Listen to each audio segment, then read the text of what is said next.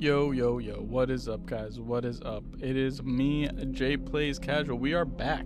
We are back here again. Playing some stuff. I'm gonna probably start off by playing a little bit of some Gran Turismo. And then I don't know. I mean, I guess we'll go from there. We'll see what we play from there. I have some out here. But if not, we can switch off to the PS2. So just a quick update from the last time that I streamed. As you guys recall, when I was playing that delisted game, when I was playing, I think it was Drive Club.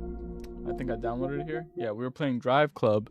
And when I streamed that game, we were playing it directly off of the PS5 capture. So I couldn't like switch anything and you know, I couldn't do anything else besides that. But I got the stream finally updated. We got some good updates, so now I can do stuff like this. I can switch scenes.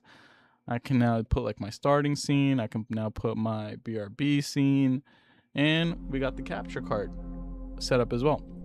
So it's gonna be a lot easier to switch over to the other formats. Like if I decide, you know what, I'm done playing PS5, I want to jump over to my PC, we can do that. So it's gonna be cool. So all right, so let's jump into some Gran Turismo, because I like to do like the weekly challenges and stuff like that. So let's see what they got for the weekly challenges. I usually BS around it a little bit, but yeah, here we go.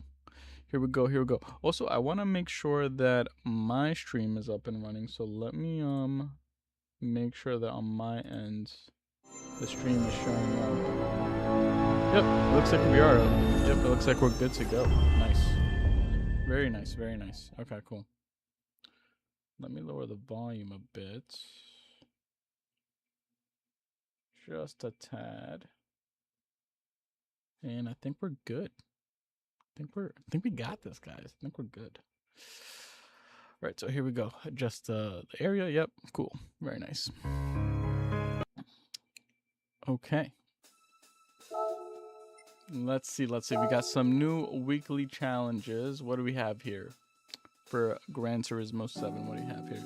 Now let me just pull up the chat here as well, just in case you guys say anything. I can see it live. All right, cool. Awesome. Here we go. Okay. I think we can knock these out. And then after we complete the 5 events, we get 500 credits. Okay, cool. So let's start with this one. Change to a road car. Okay, cool. What am I feeling today? Should we go with the Audi R8? I think I'm gonna go with the Audi R8. Nice. Okay, let's set it up.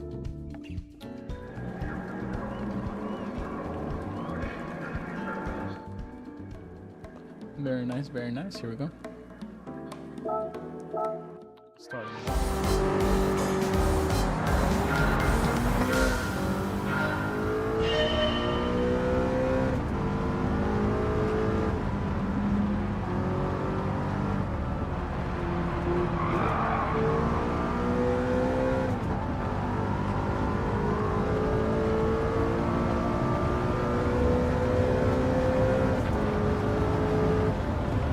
Smoke these dudes, man. Just get ahead of the pack early.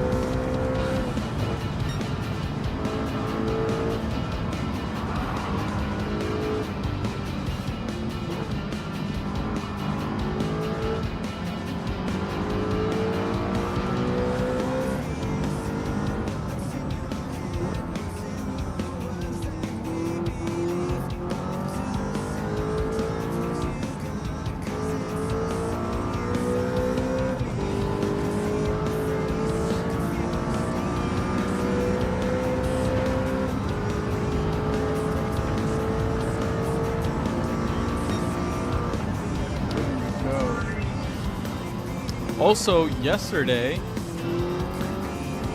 was a pretty crazy day. We had was it yesterday? I think yesterday, right? GTA 6 finally revealed their they revealed the cover art image, and I think they added like a little snippet of Vice City on their website. They updated the website. But pre-orders are looking like they're going live next week. Pre-orders are live June 25th next week. So I am probably not going to pre-order the game because, I mean, if I'm going to buy it digitally, there's no reason for me to pre-order it. But I'm honestly thinking that game is probably going to be like, it's probably going to start off at $70, I think. But I could be wrong. They might push it for 80, which, I mean, is fine, I guess, but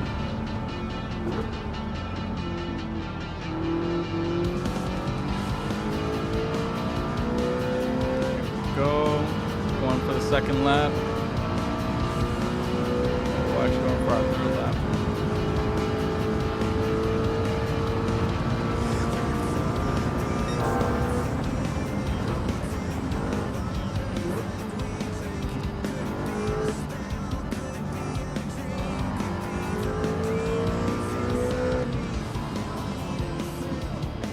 I also downloaded, I think last week I downloaded Dead Space 2 because I've actually never played, I played, the first time I actually fully played Dead Space was when I did the remake.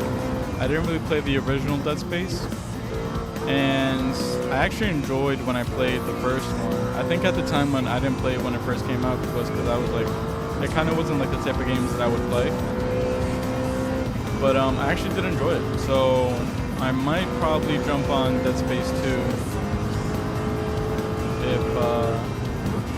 if I get bored of playing the PS5. Switch over to the PC.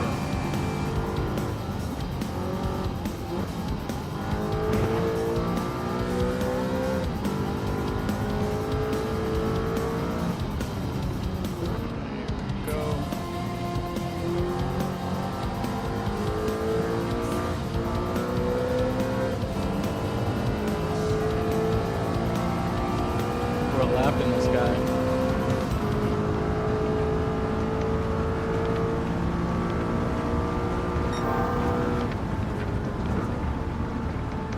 We are doing laps. We're running laps on these guys.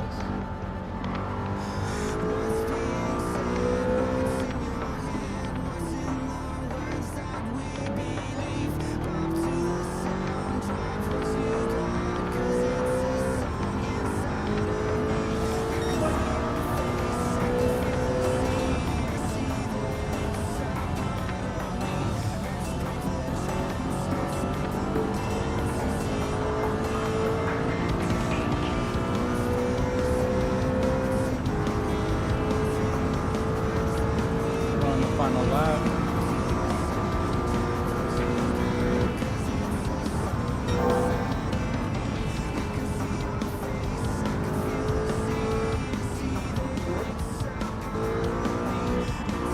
Sorry if I keep on looking to the side, guys. It's because I have you guys on the, it looks a little bit weird. I have you guys on the chat on the side, so. Just in case.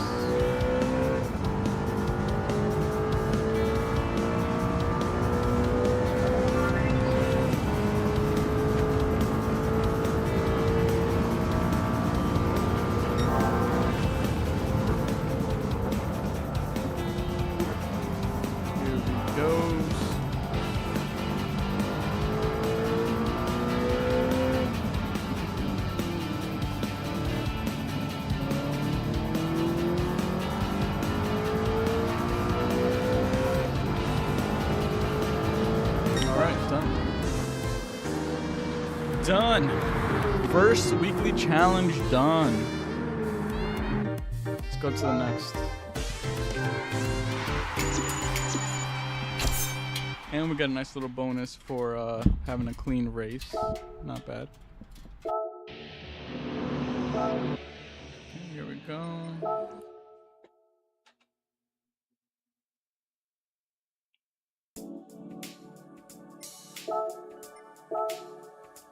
We got a special race.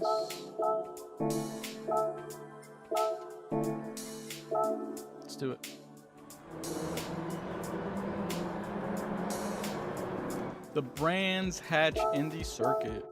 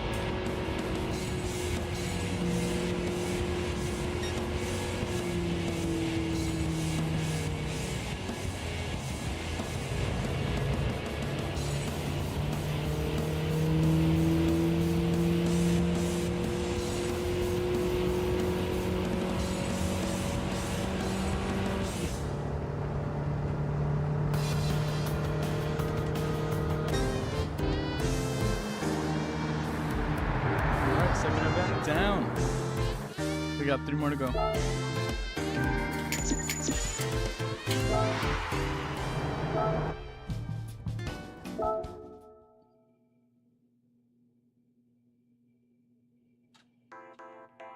Three more to go. Okay, we got the pickup brace.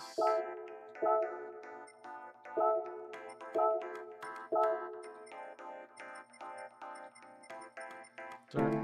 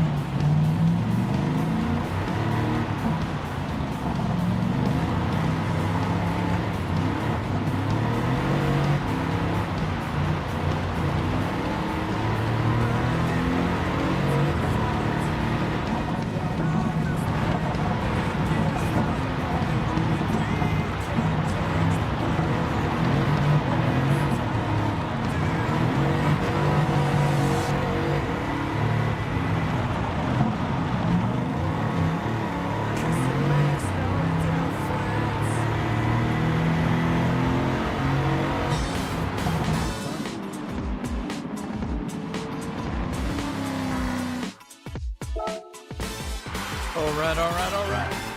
Let's see here.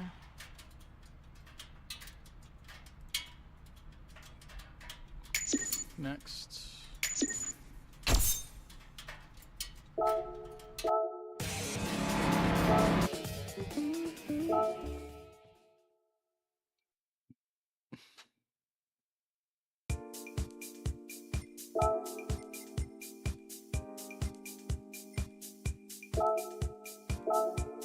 There's a little bit of a delay on my end, but it's alright.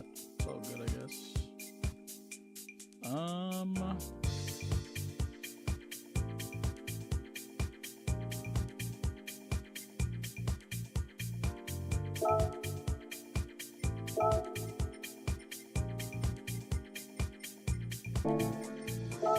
Here we go.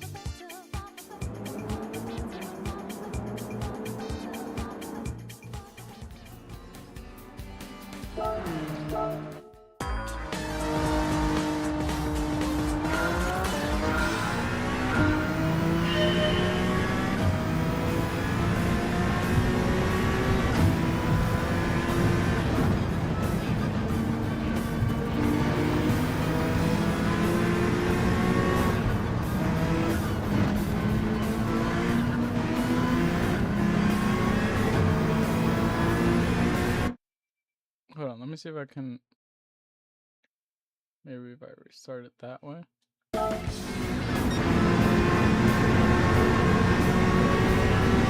like a slight delay in the capture card on my end for some reason.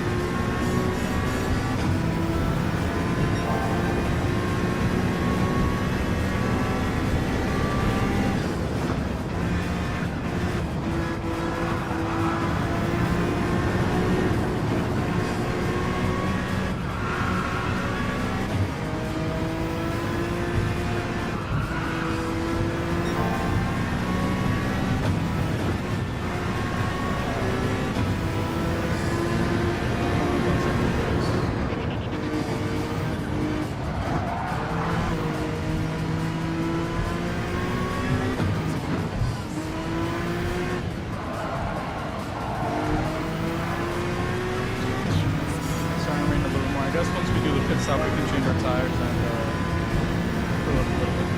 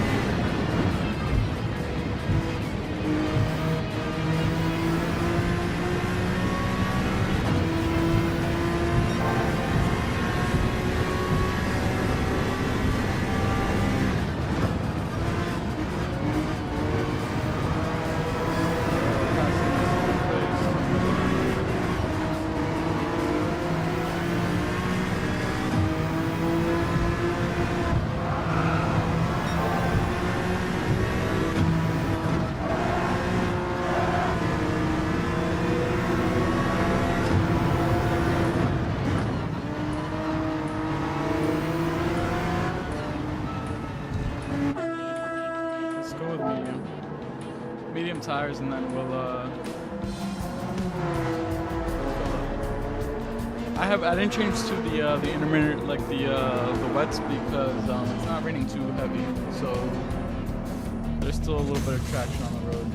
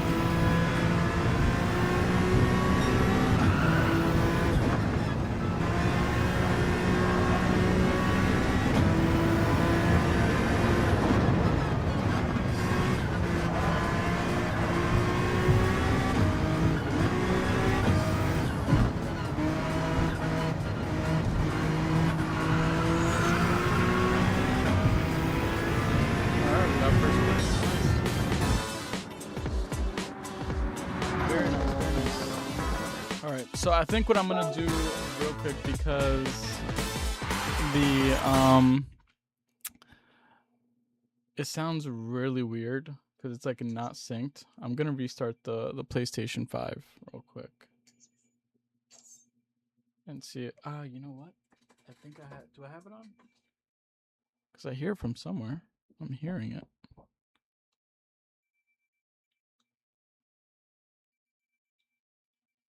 Okay.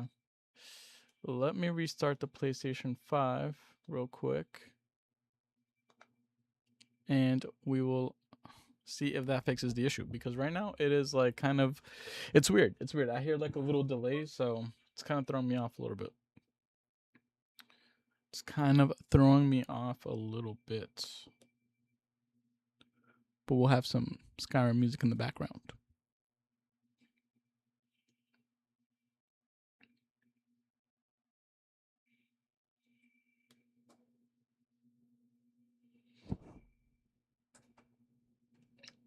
Okay, let's see. We're starting up. I think we got the PS5 capture on.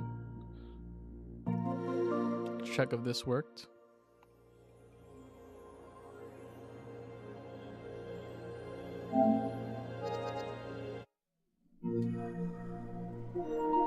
Yes. Yeah. Okay. Now it seems like it's synced up. I want to check something real quick. I want to check over here real quick. If there we go. I want to check the store real quick. I want to see what they have under pre-orders. If they have a PlayStation listed yet. I mean, I know it says that they have it. It's gonna come out next week for the pre-orders, but nothing yet. Okay. All right. So that was, Gran Turismo. Let me see if there's anything else I want to play here. What do I have installed? Oh, I have Lies of P installed. We could play some Lies of P. Sure, why not? We'll jump into some Lies of P. We will jump into some Lies of P, ladies and gentlemen. I might be a little bit rusty because it's been a while since I played this game.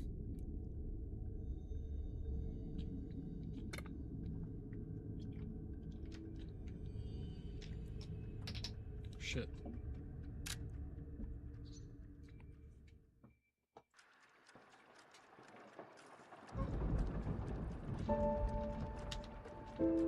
Press any button. Okay, here we go.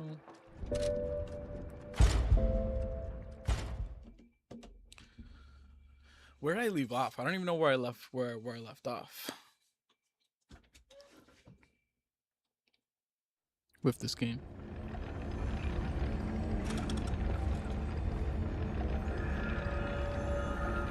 Let me check something real quick. I want to check the game settings, controller. So use Fable Arts, triangle, belt, dodge dash circle, interact X, special attack R2, normal attack R1, and guard R1, L1.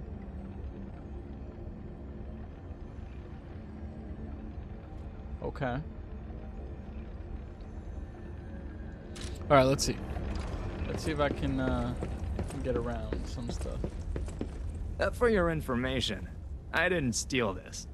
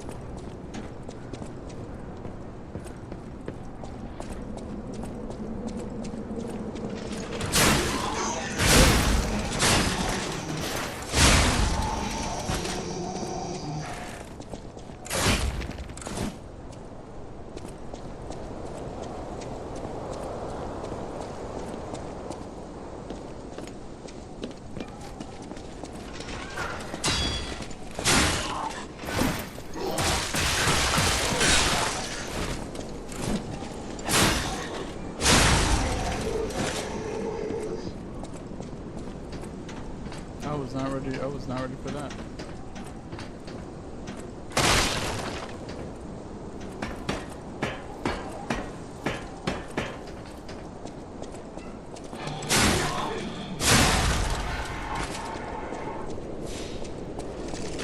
Where I have to go. Oh.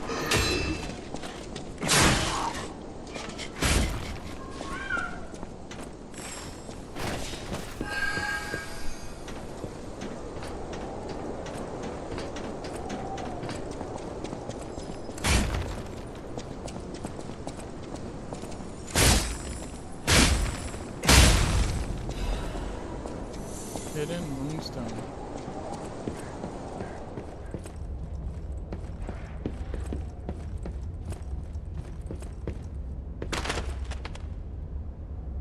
Petrification disease, quarantine zone, no trespassers. What's it say? Everyone is a patient or lunatic. Do not speak to them. Okay.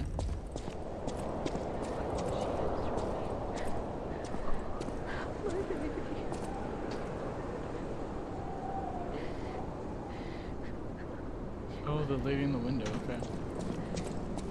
Let's see here.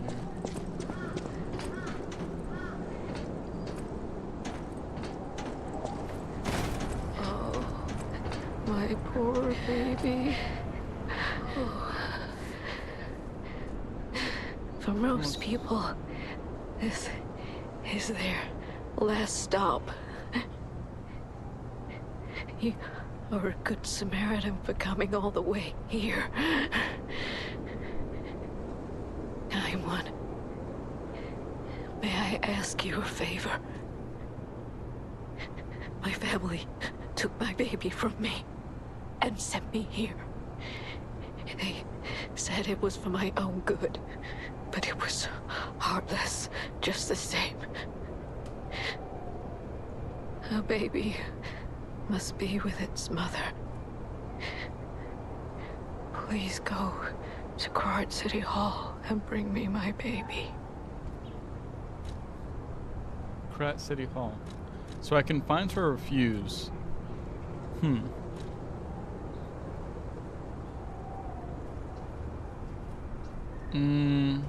I don't know, because the warning on the door said that, like, avoid talking to anybody because they're insane or petrified. So I don't know if I help her, if it's gonna be like a bad result because of that, or what. I've never played this, so I don't know. I mean, I'll just go with I'll find her. Thank you so much. Sure. Kind one. I can finally see my sweet Elena's face again. Please hurry. Hard scales spreading across my eyes. Before I lose my sight, please. She said the baby was at City Hall. Should we check it out? Oh, I hope everybody's safe.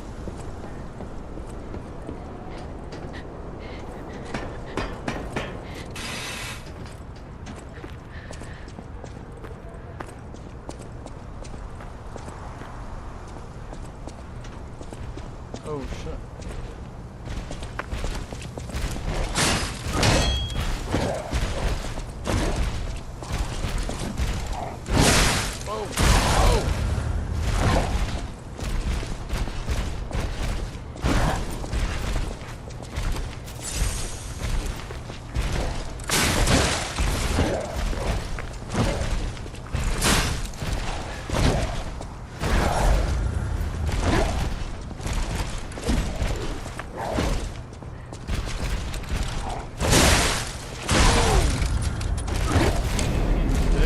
Hits hard. Holy shit. Holy shit, he hits hard.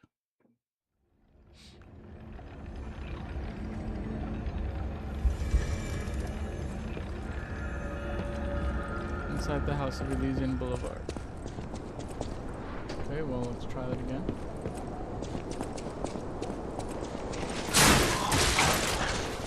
Keep on forgetting there was a guy there. Am I gonna die?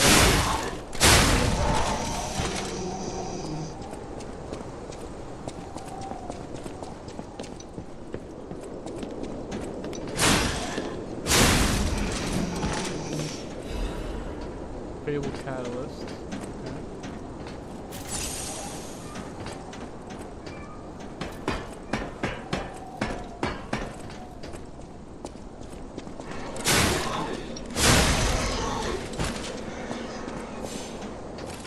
There's another guy who came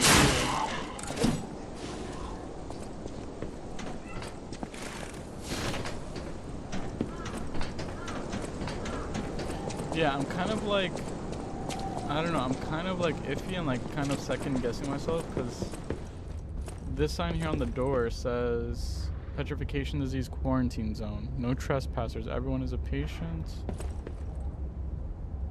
or a lunatic. Do not speak to them.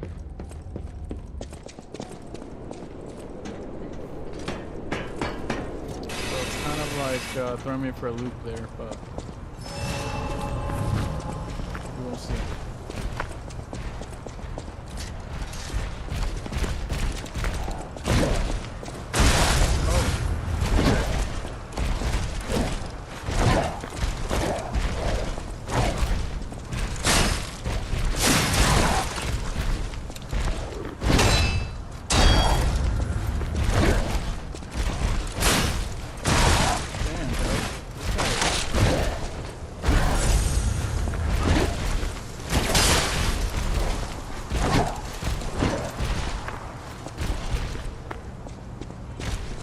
Do I have another weapon?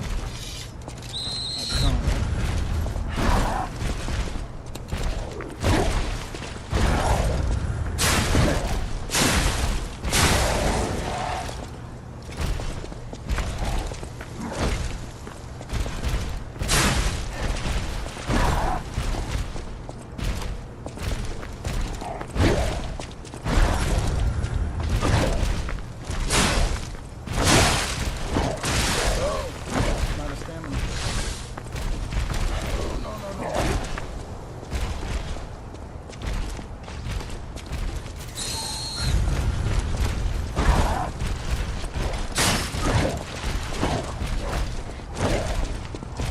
Ready for this, yeah?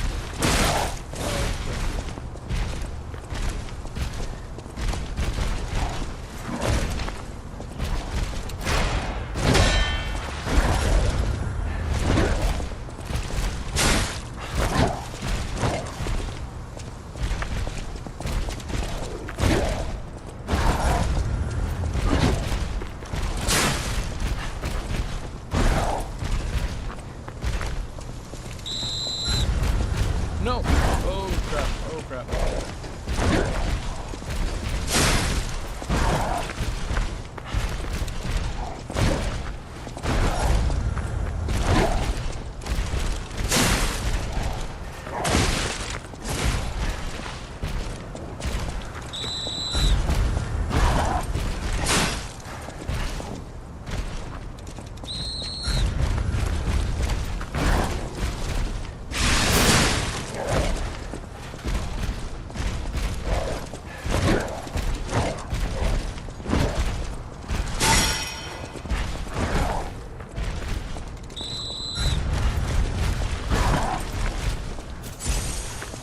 That should give me a little bit of time.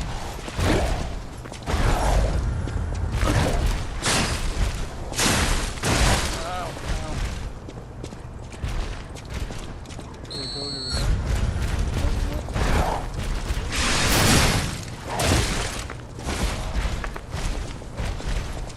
Almost got him. Oh my gosh, why did I do that? Why did I do that? Why did I do that?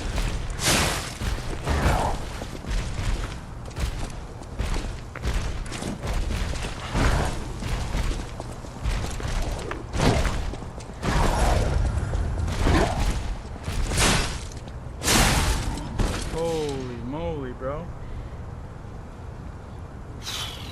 Jeez. Let me see what I got for equipment here. This is a great sword.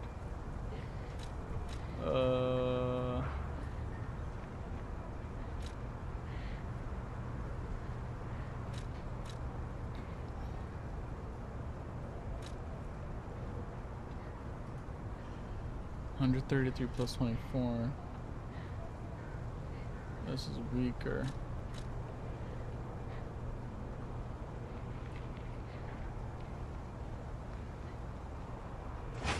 I might equip this. Let's try this thing out.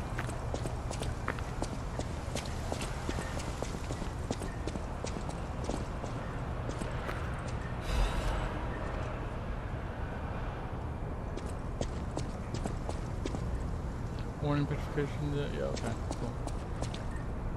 We got a doggy here.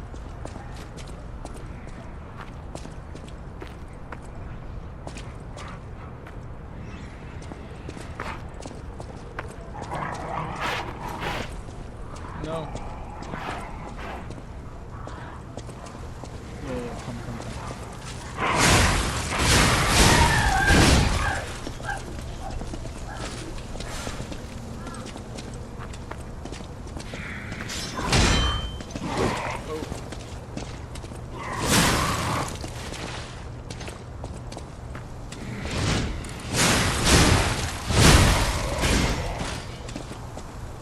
I actually like this a little bit better because it's a little bit more quicker with the hits. I know the other one hits harder, but this one is like a little bit more swift. If you know what I mean.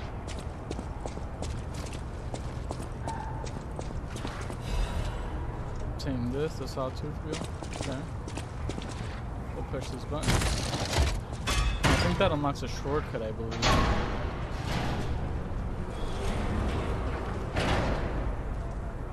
I don't remember, to be honest with you. It's been such a long time since I played this. Let's see, I don't even know where I'm picking up from. Oh! Oh! Hello.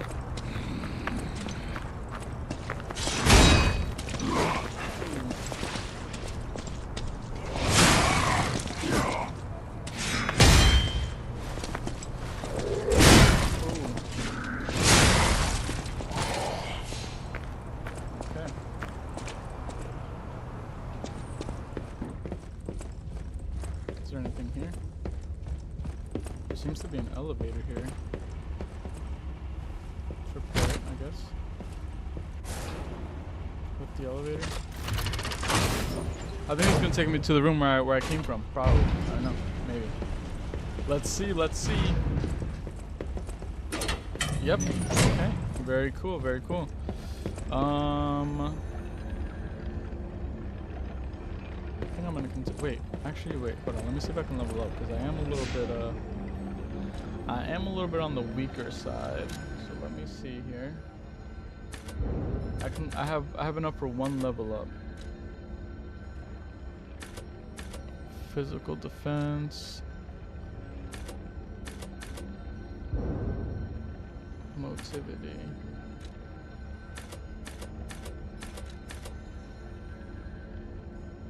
Gives me +3. This gives me +2.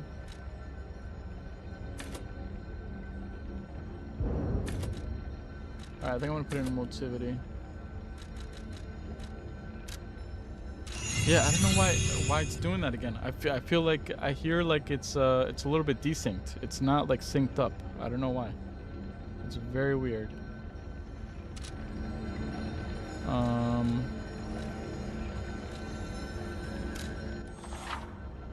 You can transfer from one stargazer to another. You can only travel to those you have activated. Stargazers in the areas with an event will be marked with a hint. Okay.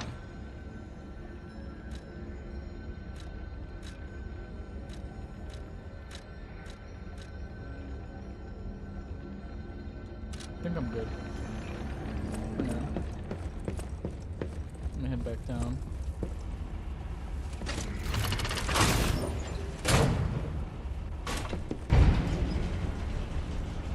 Oh shit, hold on. Give me a second. Oh crap, hold on. Let me go back up so I don't die. Something came in and I think it just got delivered.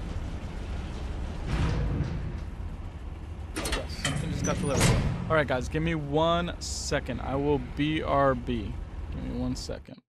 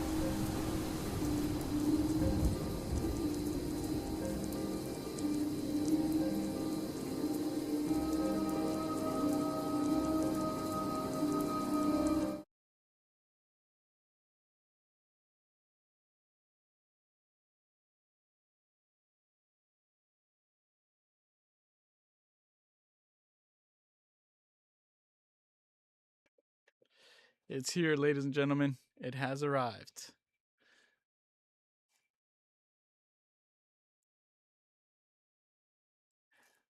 Nixon 5. Nice. All right. All right, here we go. Back to it. Back to the game. Okay. I think we are good. Let me pause that.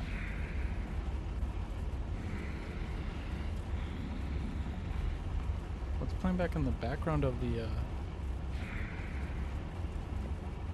hold on, guys. Give me 1 second here.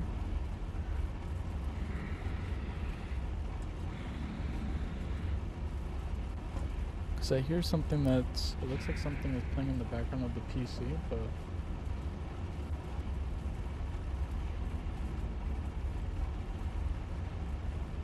no, I have that muted. That's weird. That's odd.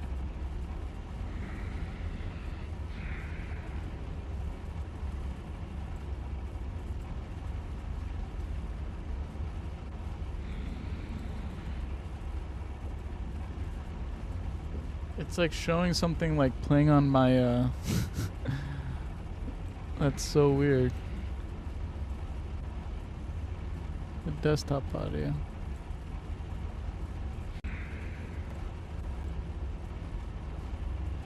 Okay.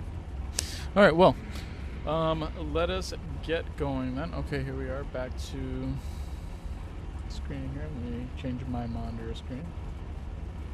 Here we are. Cool. All right. Now we can continue. Continue and move forward. We leveled up a little bit. Let's see how that goes.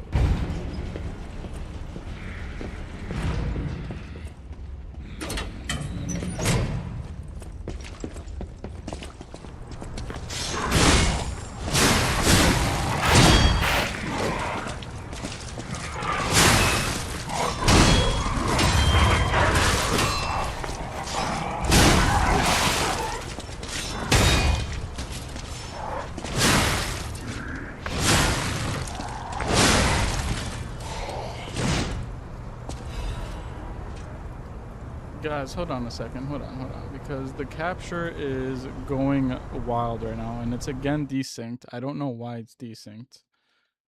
Let me try this to see if this helps. I have no idea why this is happening. Okay, we'll put that. I'll try it again. Let's see if that helps.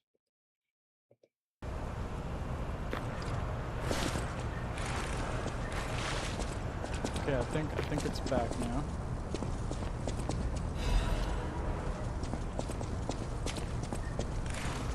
For some reason I don't know why, but it likes to desync.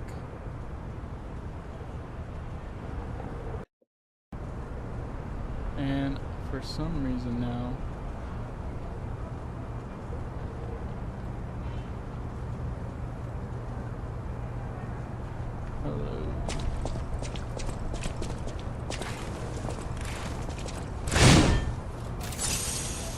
oh.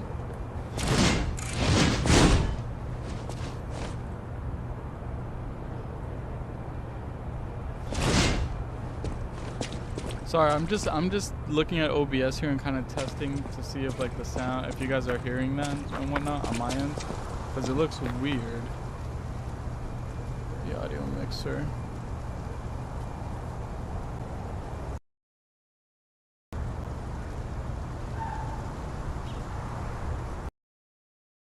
Okay. All right. Okay. All right. Here we go. Open the door. Here we go.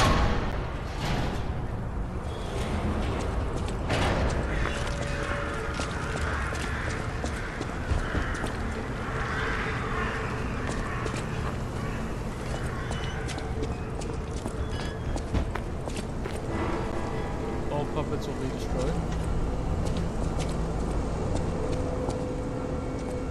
Come out, Geppetto! You've got a lot to answer for!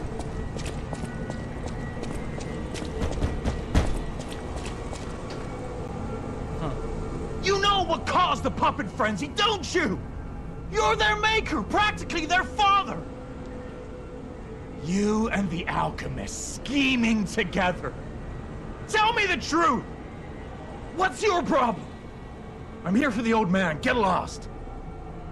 Wait. I know you. Or more like, I know what you are. You're the devil's puppet. You can't sneak past me. Die!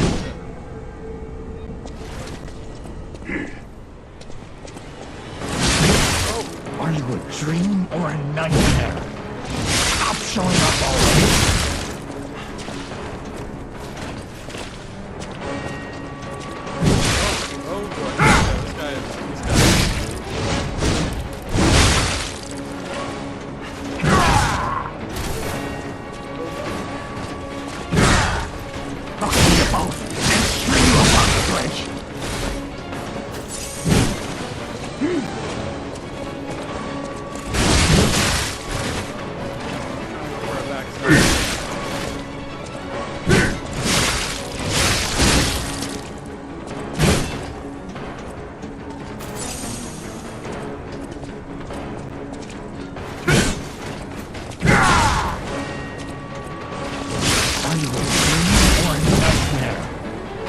Showing up already.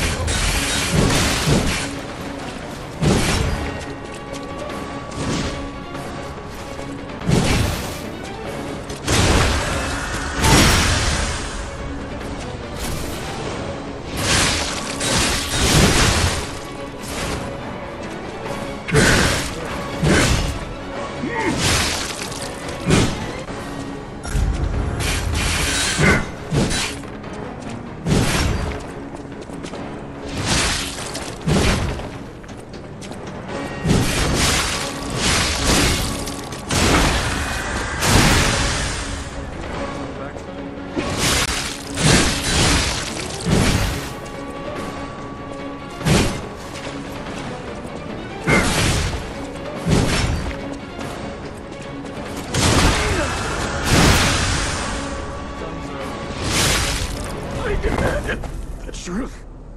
Now I feel bad for my comrade.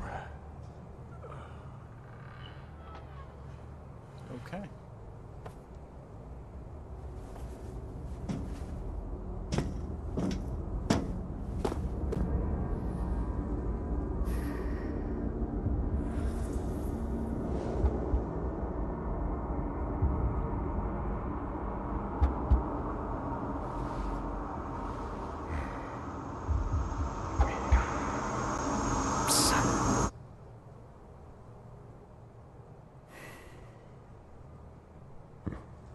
Finally, we meet.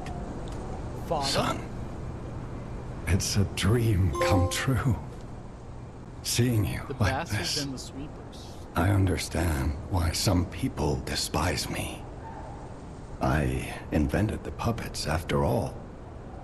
I should take responsibility as their maker. Okay. But in order for me to do that, I need to take care of the puppets at City Hall. Won't you help me, son? Take this.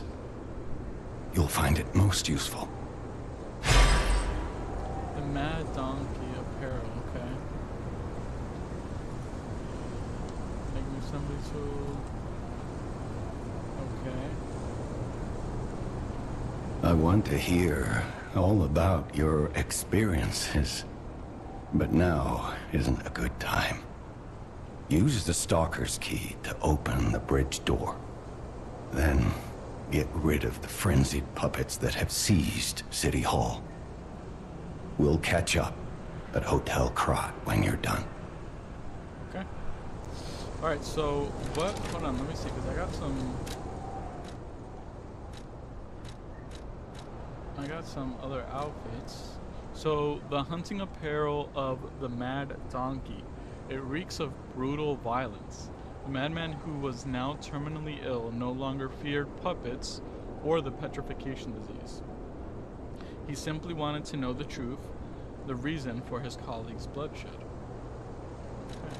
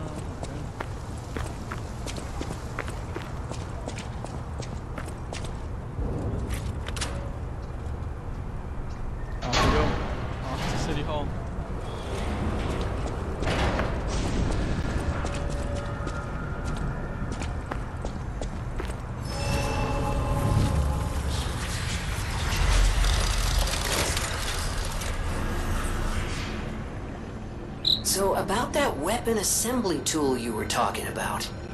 If you find any more weapons, let's try using them here.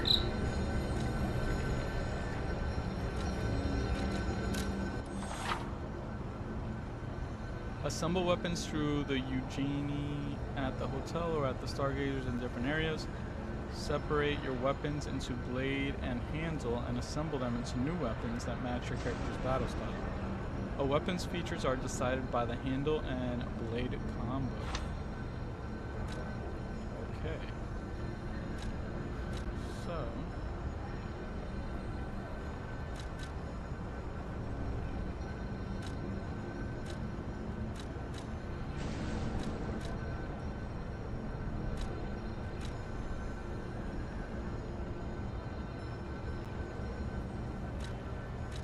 what if I do this?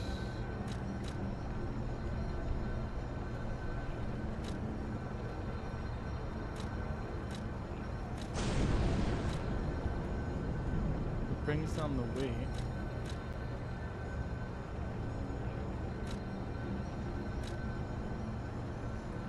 By 1.2.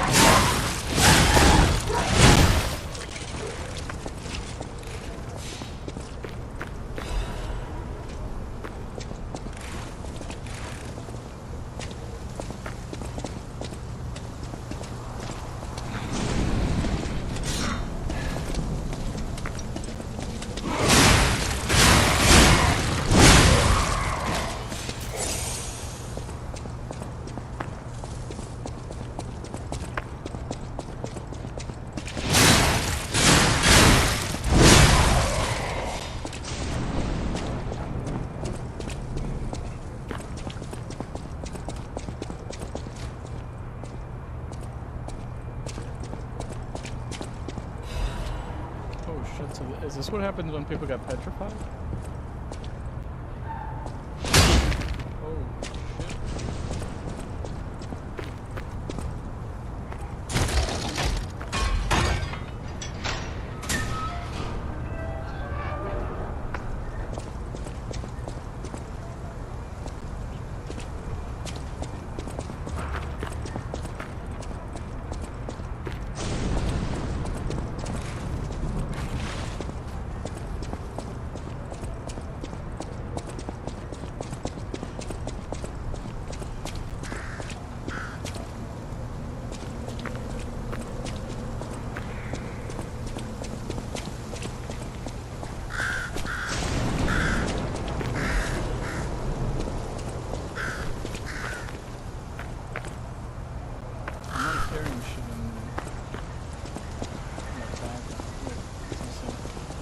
Will you be my friend? Everyone is gone.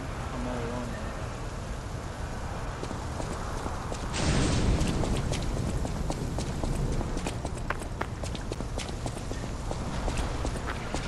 Solemnly Grundy.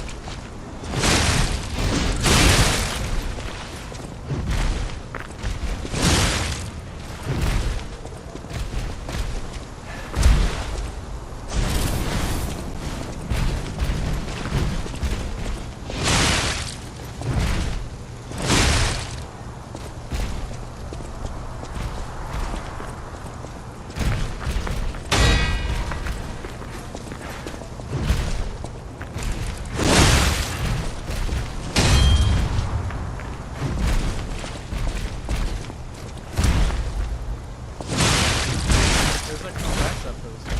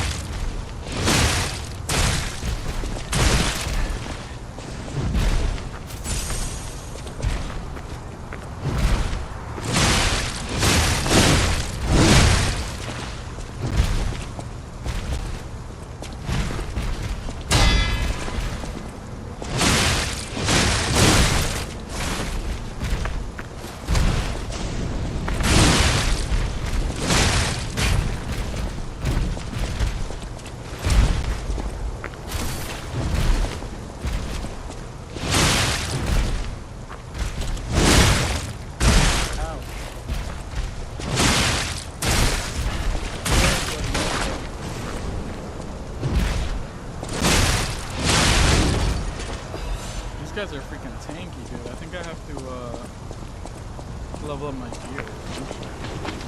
Oh, A broken baby puppet. No survivors here. What do we do? Just give her that baby puppet?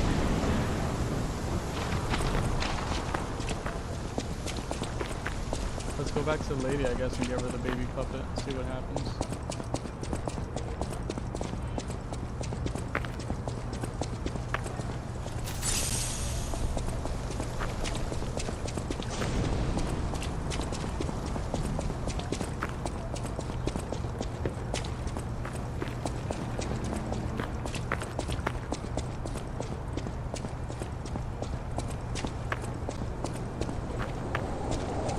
Dude, I didn't even notice this,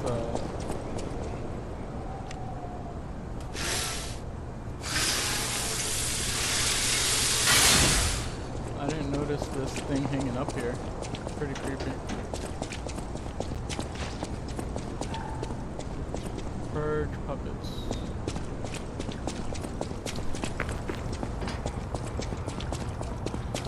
We're purging the puppets!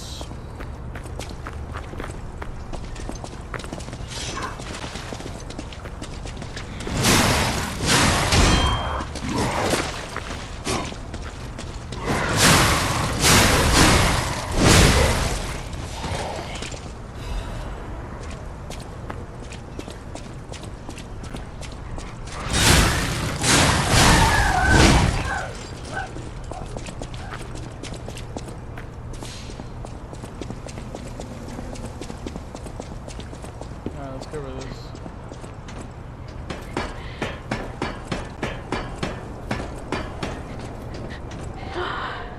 You found her, kind one. I could sense her from miles away. Well, I guess she's Oh, happy with my it. sweet Elena. Please let me hold her. There, my baby. I missed you so much. What do you think? Is my baby adorable? Yeah. That's right, kind one. Just, yeah. You've granted me my only wish. My sweet Elena. We're going to be happy now. Thank you so much, kind one. Please accept my heartfelt gratitude. Feel so close your eyes and in a way everything will feel better. Records you obtain while playing the game can be played using the gramophone at the hotel. You can listen to the music on the records to obtain humanity. Huh, okay. Okay, cool.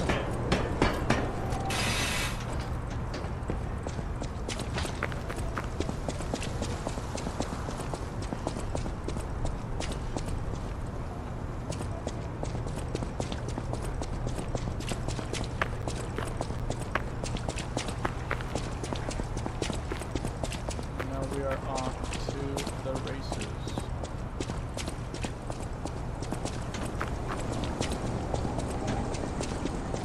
Off to City Hall we go.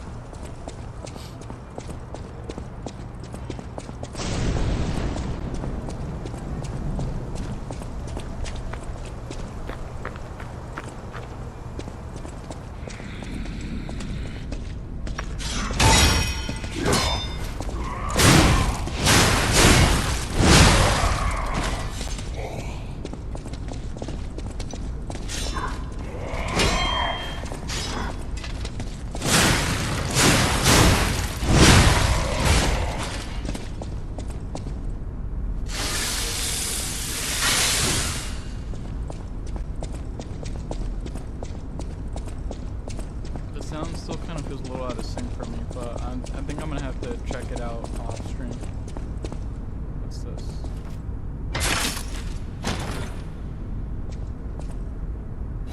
Puppet Destroyer Amulets. Okay. I can put on amulets, right? Let me see here. Oh yeah, amulets. Life amulet increases max HP and increases damage inflicted on puppets. Okay. We'll put that one on too. That will be useful. Spectre. Use a star fragment at the Crag's Calling next to the boss area to summon a Spectre. It will help your character in the boss battle. Huh. Okay, sure.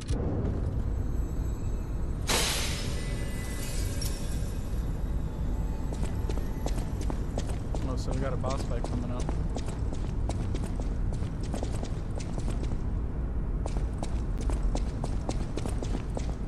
Alright, I guess let's go into it. Here we go.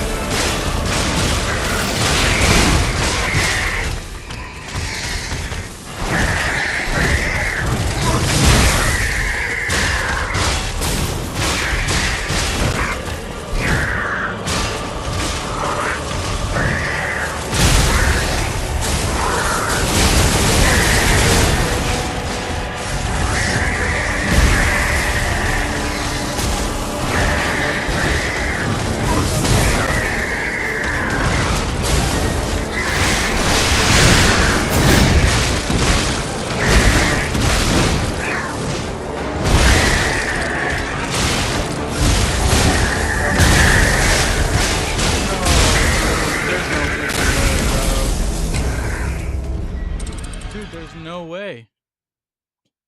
Holy shit. I had him in the bag, dude. Man, that Spectre does a lot of damage, bro.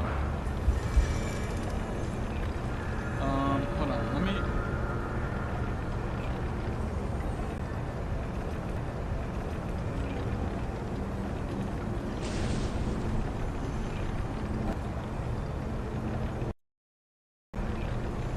There we go. I'm just messing around with some stuff here.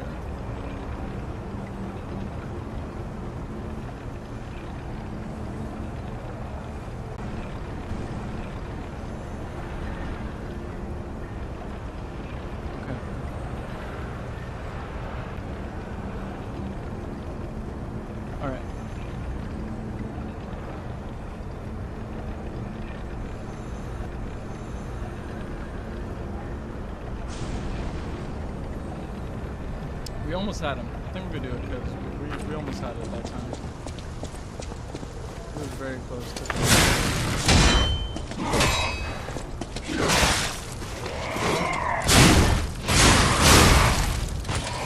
Hold on, guys, because I don't know why.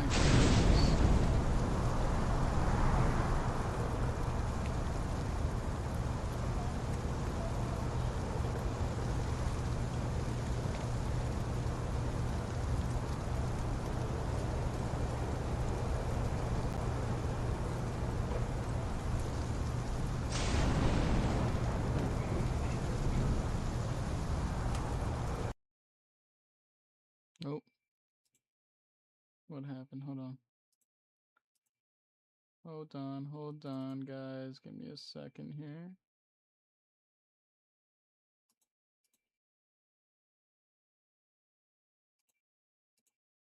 Wait a second. Damn it, what did I do? Hold on. Hold on. Technical difficulties here.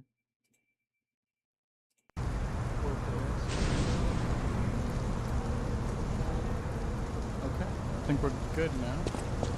Yeah, alright.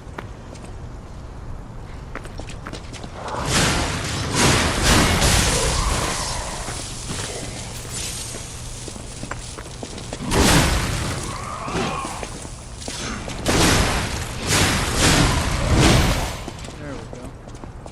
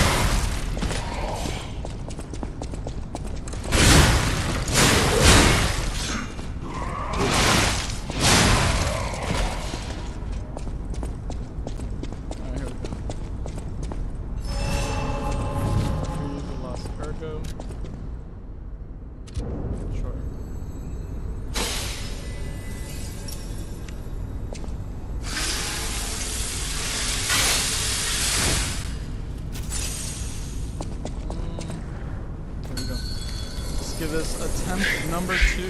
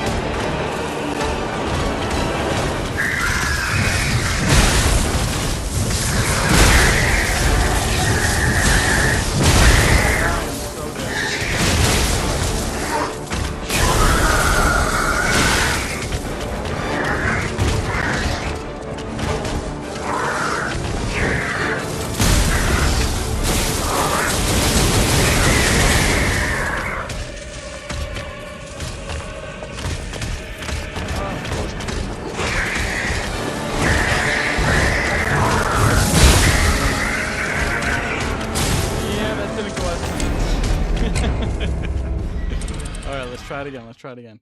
Man, but he did. Yeah, no, like that spirit thing does a lot of damage. He almost did the whole fight on his own, basically.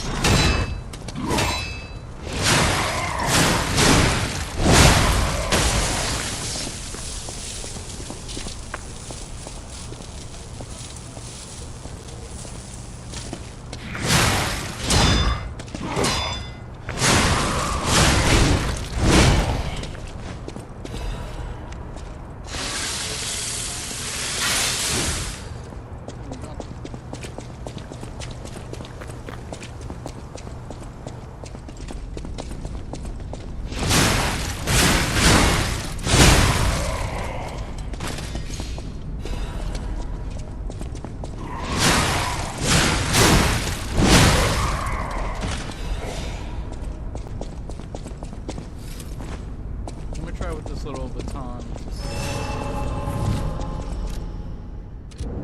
Let's start back now. Go in with full health, see how we do.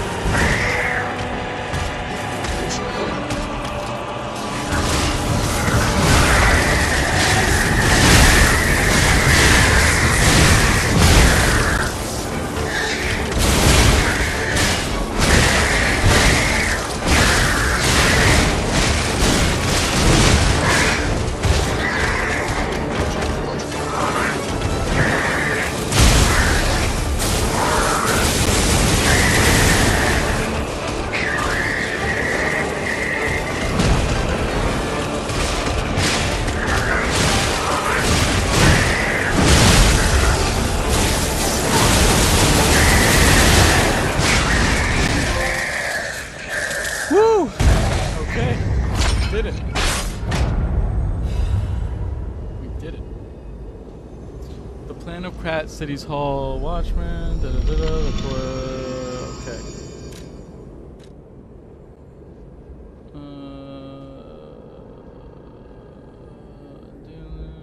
Okay, a key part that connected the P organ. Activating the P organ allows quartz to be equipped. The P organ is a quintessence of the brilliant craftsman of Geppetto's puppet skills. Rare parts necessary to develop a device like that. Okay. What about materials? Okay. All right. Prepare the start gate here.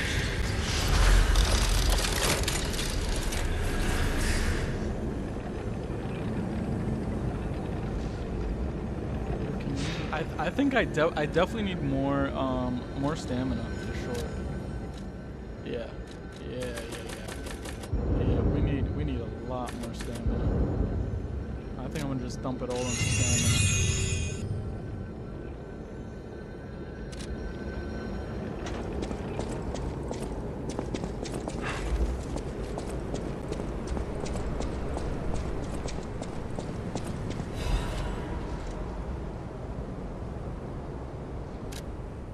Dear citizens of Krat, the factory has been occupied by the puppets. Whatever the cause, Veniki, whatever company, is responsible for it. I, Lorenzi, am going alone to stop those devils. The factory is very dangerous now. Stay out of it and keep safe.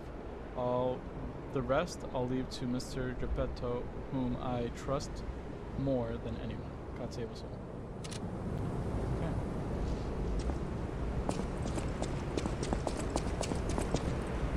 There.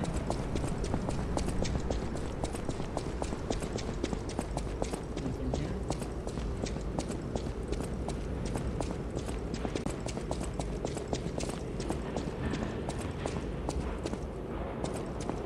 Whew, I think we're done here, pal. Back to the hotel. What does it say here? We need the Krat City Hall courtyard key. Okay. Alright, so I guess we're going back to the hotel. Back to the hotel we go.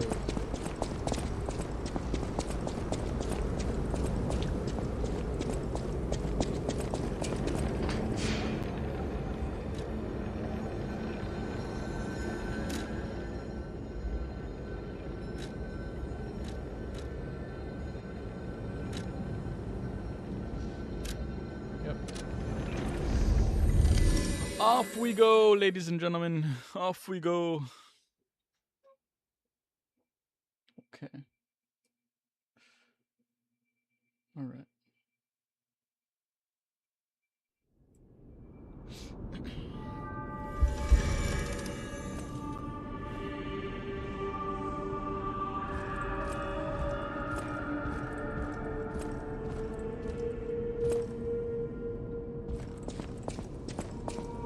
You saved Geppetto.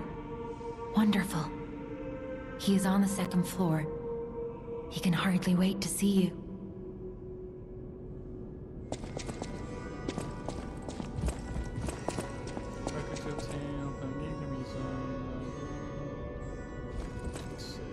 Check the records in possession.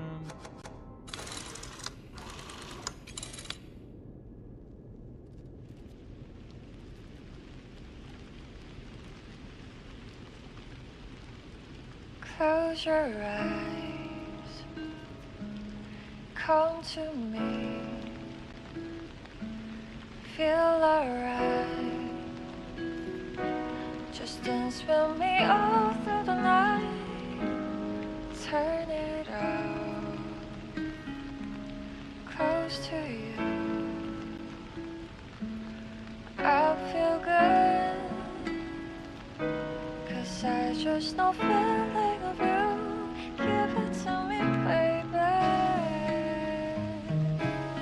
Feel alright. I feel good. Just want you to step with me, dance with me, here with me, feel alright.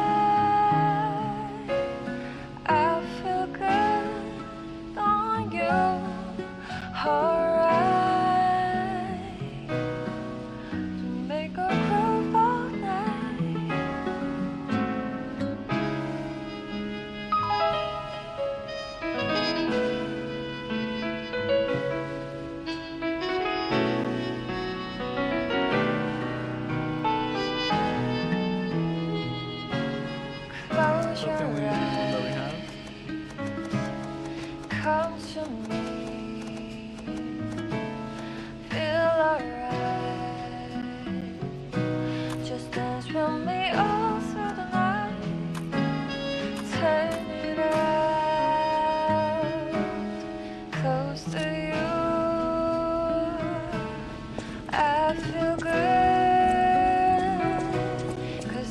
just no feeling of you. Give it to That me, sounds very baby. dangerous. Geppetto usually isn't so reckless. The pain of his grief may be clouding his judgment. I feel Dear, I shouldn't have said that. just walk your step. You and Geppetto are always welcome at this hotel. Geppetto's room is on the second floor. You can stop by whenever you like. On you. Alright. To make a groove all night. Alright. Let's go up to the second floor here.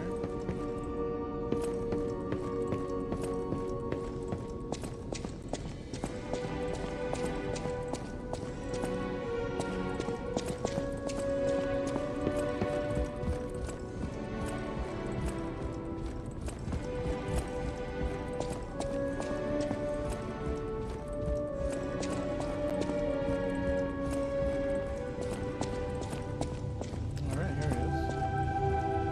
Ah, you've returned. Forgive a sentimental father for worrying about his son. Always remember that you're precious to me, even when I ask you to do something dangerous.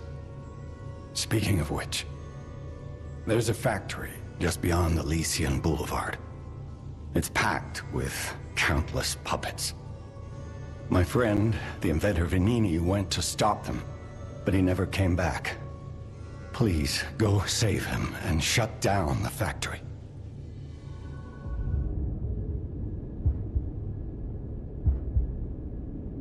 P organs are the source of your powers. Collect quartz to get the strength you need.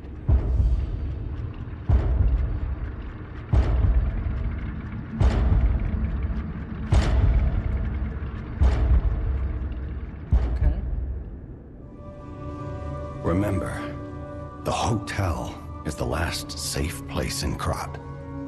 It's our only refuge in a city full of perils. It'll be extremely dangerous if anyone has ill intentions. Be careful who you tell about this place, especially if they're stalkers or alchemists. Be wary of dangerous people. And always be a good boy to me. Alright, so use the P organ slots to activate your character's latent abilities. Equip quartz on the P organ to obtain its corresponding effect. If you equip quartz in each of the slots in a single group, you can gain the group's synergy effect. Okay. Each time the synergy effects of two groups are activated, the next step is unlocked. You can get a greater variety of effects as you take your P organ to higher phases. Interesting. So, increases the maximum number of charged Fable slots. Enables another dodge in the middle of a dodge motion. So, okay. Increases staggerable window. And increases the maximum number of pull cells. I might do this.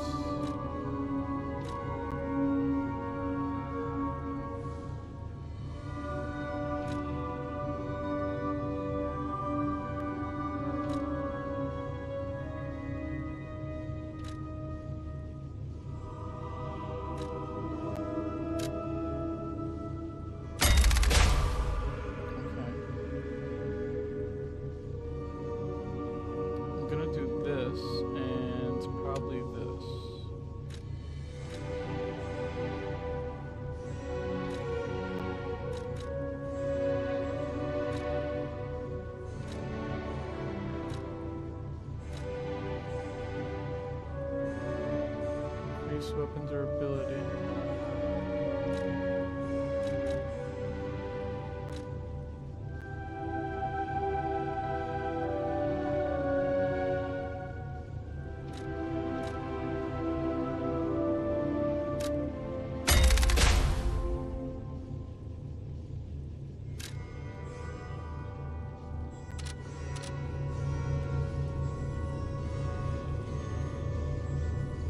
So I got the courtyard key.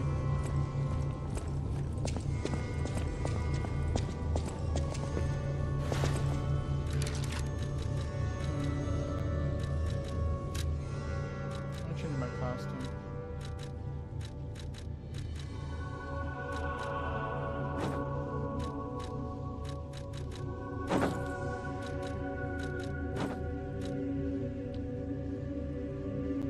The sound is out of sync again. I don't know why it's doing that. It's very weird.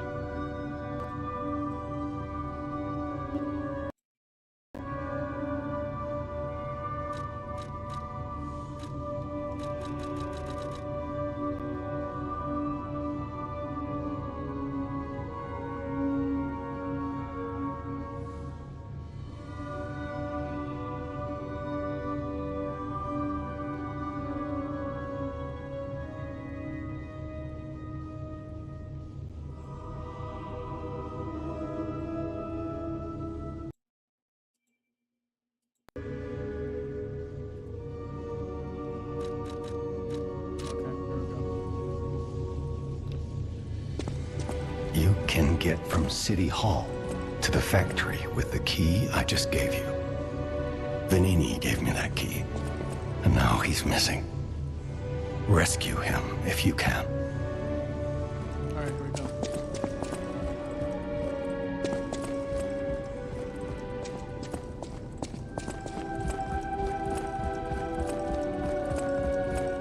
There was a door here somewhere. That I saw.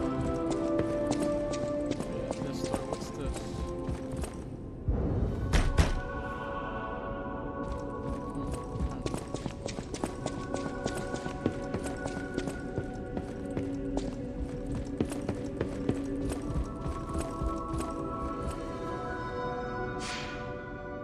Let's go here.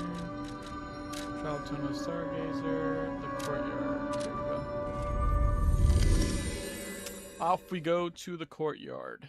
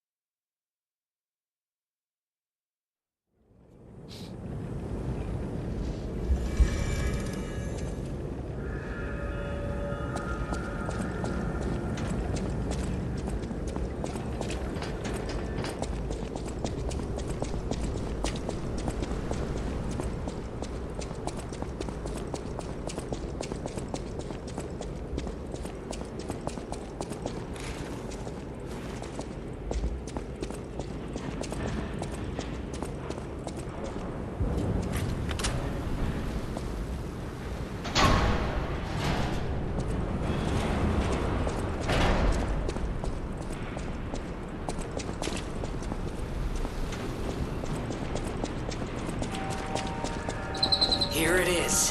Vanini Works. Everything you see here belongs to Vanini, the classiest playboy and most brilliant inventor in Krat. Just ask him. Not just puppets. Almost every machine and tram in Krat is supplied from here. You gotta be curious about the guy. What kind of person is he? That is, if he's still kicking.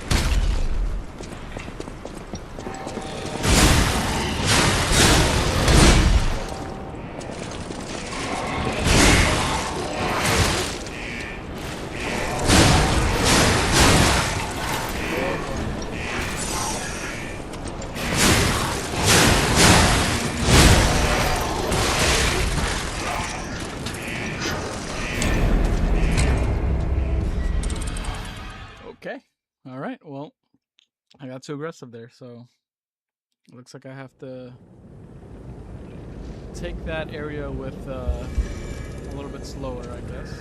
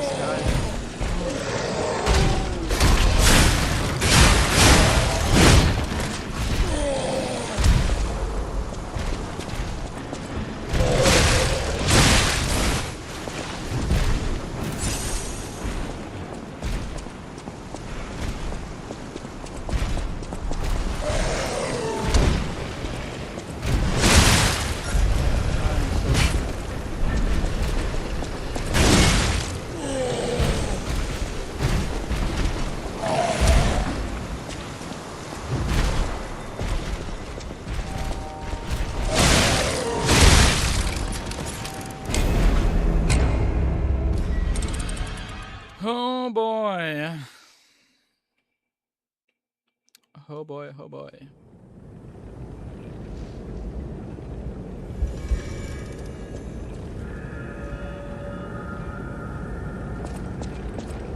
Let's try that again.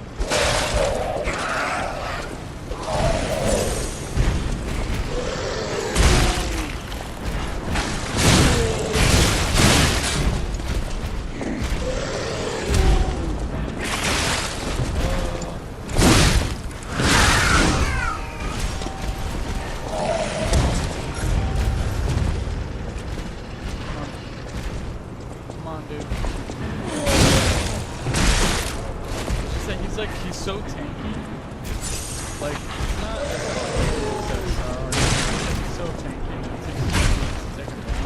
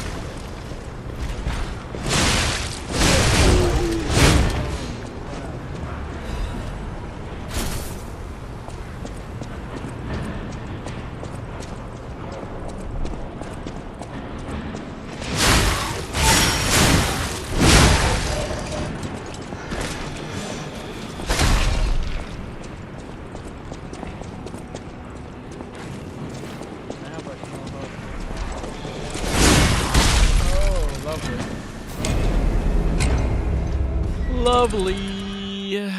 Lovely.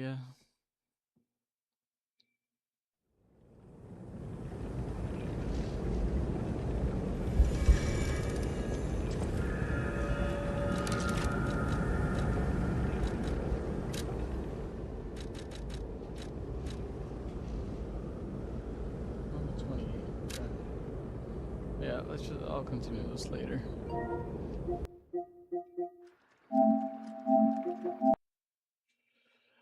All right. I think we had a good showing there with that. I'll probably play that later. Yeah, I only have 4 hours on that game. And like I said, I never like finished it. I bought it and like never finished it, never did anything with it. Cause I remember when it first came out on Xbox Game Pass. I think I played a couple hours on Xbox Game Pass and didn't do anything with it there either. So it's not that it's a bad game. I just kind of what just happened now. I played it a little bit, started getting my ass beat, and then I was like, you know what? I'll play this another time. Let me turn off the PS5. And we will go over to our computer. Let's see what we got here on our computer. Let's see what we got going here.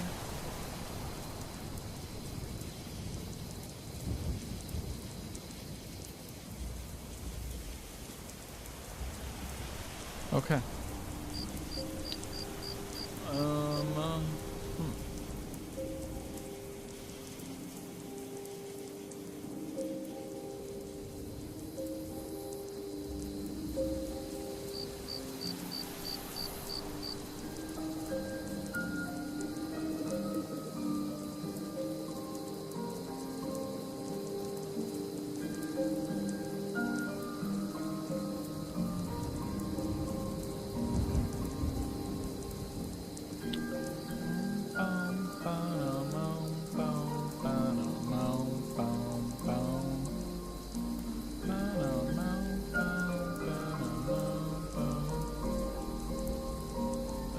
About GTA.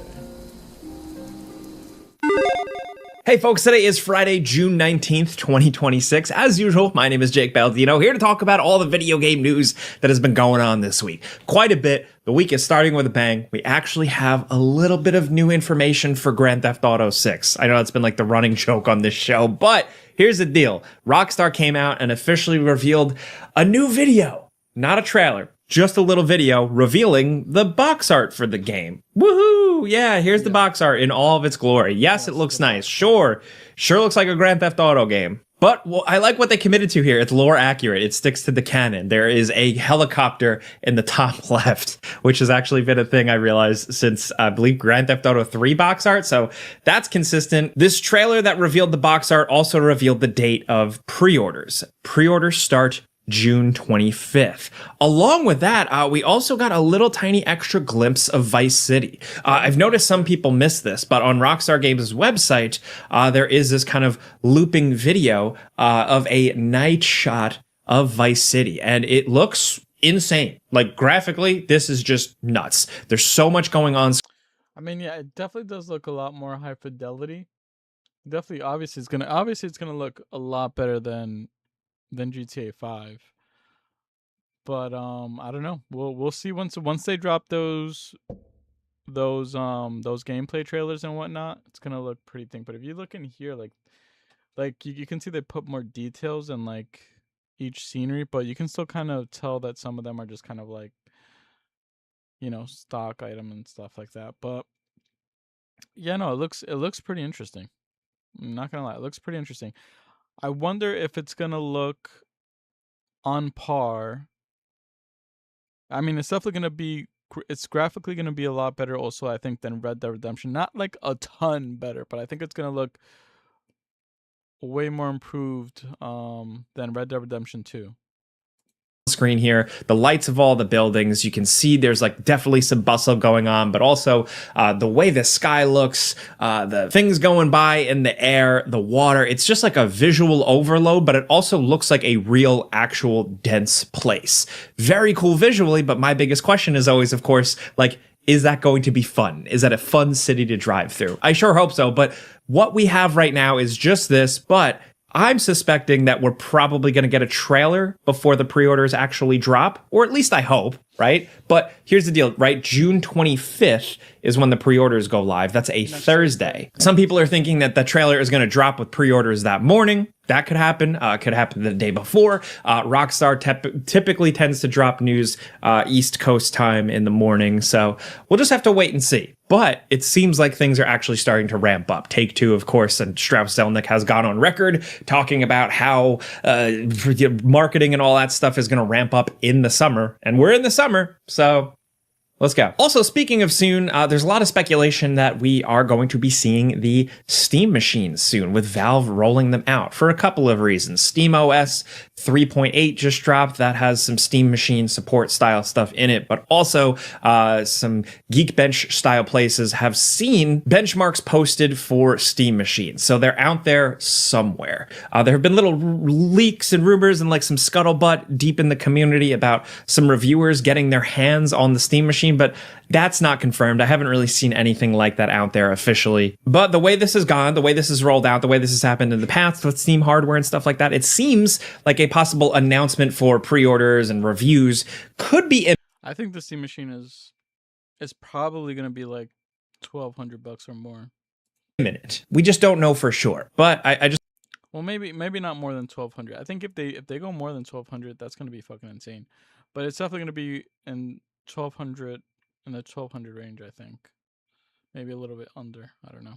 Just wanted to throw that out there because there are still people interested in this device, regardless of whatever the hell the price is going to be, which I think is going to be very interesting to see roll out. Also, sticking with some tech stuff, State of Unreal happened. So Epic Games did their whole big State of Unreal presentation in Chicago, detailing the future of Unreal and specifically now Unreal Engine 6. A lot of technical mumbo jumbo here stuff, not necessarily for consumer facing stuff, but long story short, they're changing the programming language. They're also trying to make it easier to integrate creation, tools, development pipelines into like persistent live worlds. And with that in tandem also with Fortnite and like what people are creating for Fortnite and how it can kind of like coexist between development in Fortnite tool sets and just regular Unreal Engine game tool sets. There are graphical things in there as well, but a lot of this stuff, a lot of what they revealed isn't necessarily sexy to the average player. The end of the presentation, though, Tim Sweeney did take to the stage and kind of talk about how, you know, there is still struggle in game development. We've talked about it before with costs going up, timelines taking longer and longer. And he called for a type of unity, like a type of like all game studios and people kind of coming together and forming one. Yeah, I mean, when I saw like that Rockstar had just, because like initially when I got the notification, I thought that it was gonna be like a full-on blown trailer, but no, it was literally just to reveal the box art for Grand Theft Auto 6, which is pretty funny.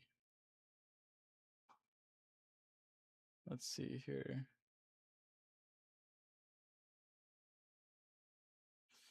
What else do we got? What else do we got? Is Mario Kart really that bad?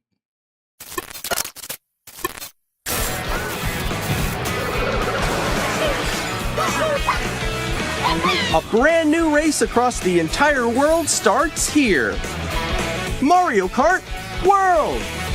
Welcome back to Retro Rebound. In today's video, we are going back to the $80 video game. That's also an asterisk because that is the $50 video game? Question mark. Depends on how you bought it. Did you get it as a Switch 2 pack-in? Congrats. You got yourself what many would call. I picked it up with the Switch 2, so I only got it for like, I guess like $50 technically.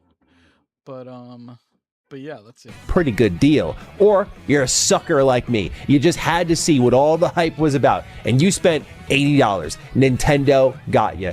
Either way, today we're away from all the zeitgeist at launch. We're here 1 year later talking about Mario Kart World, which has proven to be a divisive game, both at its launch, whether or not it was worth $80, but now a year later, Nintendo took your $80 or your $50, and there's questionable post-launch support, to say the least. So how has this game aged a year later? What can Nintendo do to make it better? Or is it just fine as it is? Join me in this lovely little retrospective, and let's talk about some Mario Kart World. If you're new here and you're into nostalgic or retrospective content, you're in the right place. Get subscribed, and let's crack open a cold one and talk. Oh my god, it's spilling everywhere. Hang on. Maybe I shouldn't try to be slick like that. Perhaps a sign of what's to come in this video. Anyway, get subscribed. Okay, let's open up by ripping off the Band-Aid, the post-launch support. Where is it?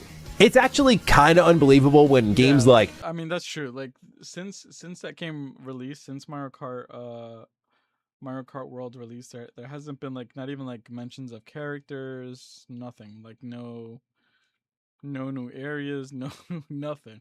Donkey Kong Bonanza or Pokemon Pokopia even. I mean, these are great video games, don't get me wrong, but I expected their post-launch support to be a little bit slower. Like, for example, Pokemon Pokopia seemed to have caught everyone off guard. It caught Nintendo off guard, it caught Koei Tecmo off guard, it caught its own fans off guard. Everyone was very surprised on how great it was, and they really jumped on it with a Pokopia expansion pass, and it's getting a lot of post-launch support relatively quickly, like this summer. DK Bonanza jumped on its post-launch support quickly, and obviously a game like Mario Kart World is tailor-made for post-launch content because, I mean, just look at Mario Kart 8.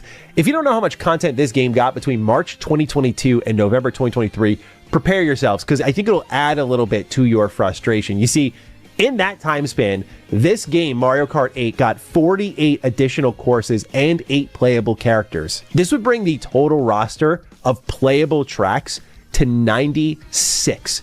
That's absurd. Now, I understand that Mario Kart World is ambitious. It's trying to be an open world kart racer. It's doing things a bit different. It's maybe not as, quote, easy, end quote, to willy-nilly throw some tracks in there. But my god, dude, this is insane.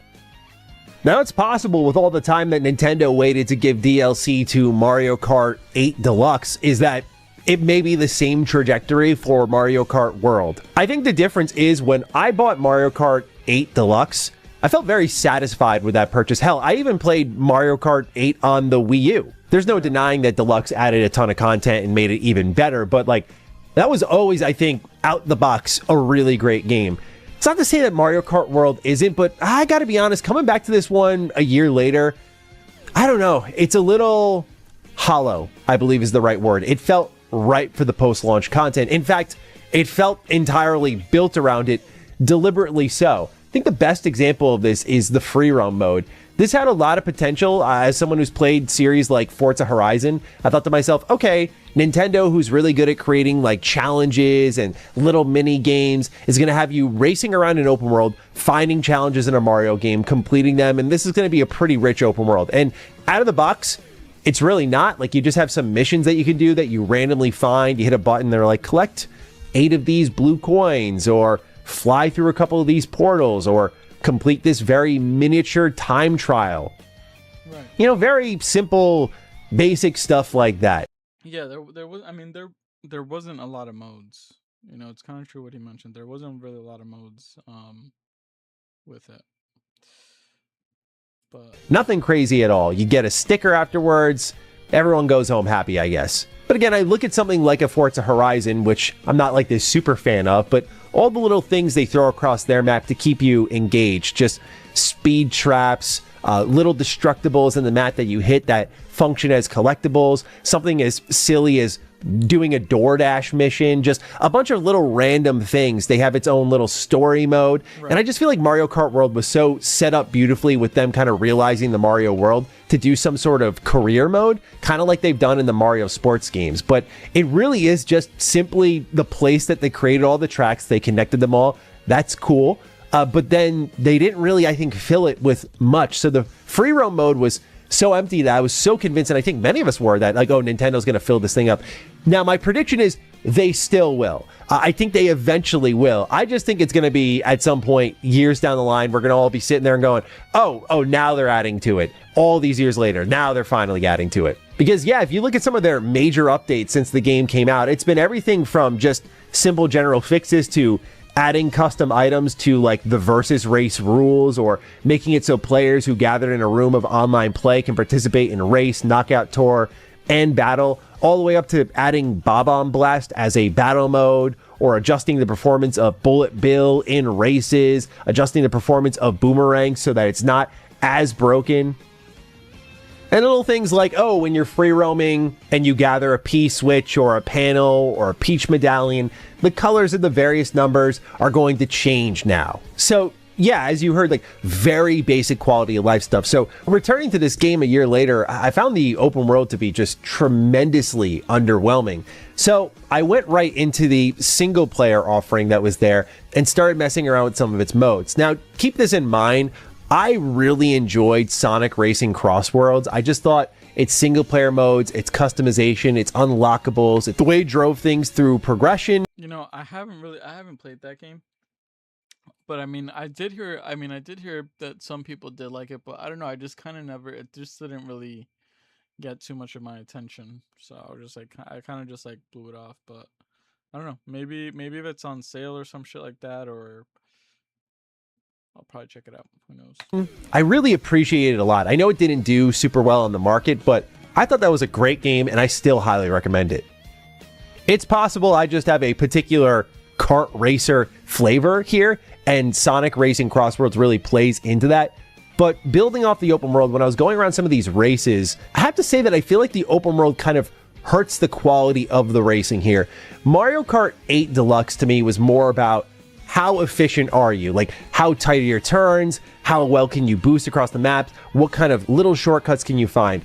Mario Kart World rewards a bit of skill, like if you can hold a boost, jump, wall ride, jump off of that, grind a rail, keep stacking the boost, then jump off of that. You can actually get ahead of your opponent. It's cool watching some of the competitive races for this game. No doubt about it, like there is definitely a skill level to this all. But as a casual player who sometimes likes to fire this game up, or older Mario Kart games with their friends, there is often a time with this game at least where I personally feel like the roads are just wide open. There's no item threats. There's no, narrow threats of even trying to like turn your car around a corner and build a boost. Sometimes the roads don't even wind enough to kind of warrant building up the boost. And so there are a lot of moments where you're just kind of coasting. And I feel like that is the exact opposite of what a Mario Kart game or any kart racer should be. It's very arcadey. It's about building up boosts, tight turns, that sort of stuff. And I feel like when they went open world, if they didn't maximize it with kind of what you could find in that open world, then some of these races don't really justify themselves. That said, in all fairness, I feel like that's kind of more of a single player / CPU problem. Even on the highest difficulty, this is a really easy video game. Whereas when you go online, you have 23 other players in your lobby and they're all throwing items, bouncing into each other, know the same rules as you do, know the same gimmicks as you do. It becomes a lot more competitive. It does bring out that extremely frustrating side of this game that just like burns my soul, which is you're coasting ahead of everyone and suddenly here comes the onslaught of items and it all times out horribly. Like one blue shell hits you, then a red shell, then here comes a boomerang, then a lightning bolt, then you get run over by Bullet Bill. All of a sudden you go from 1st to 24th and you're an unhappy boy or girl.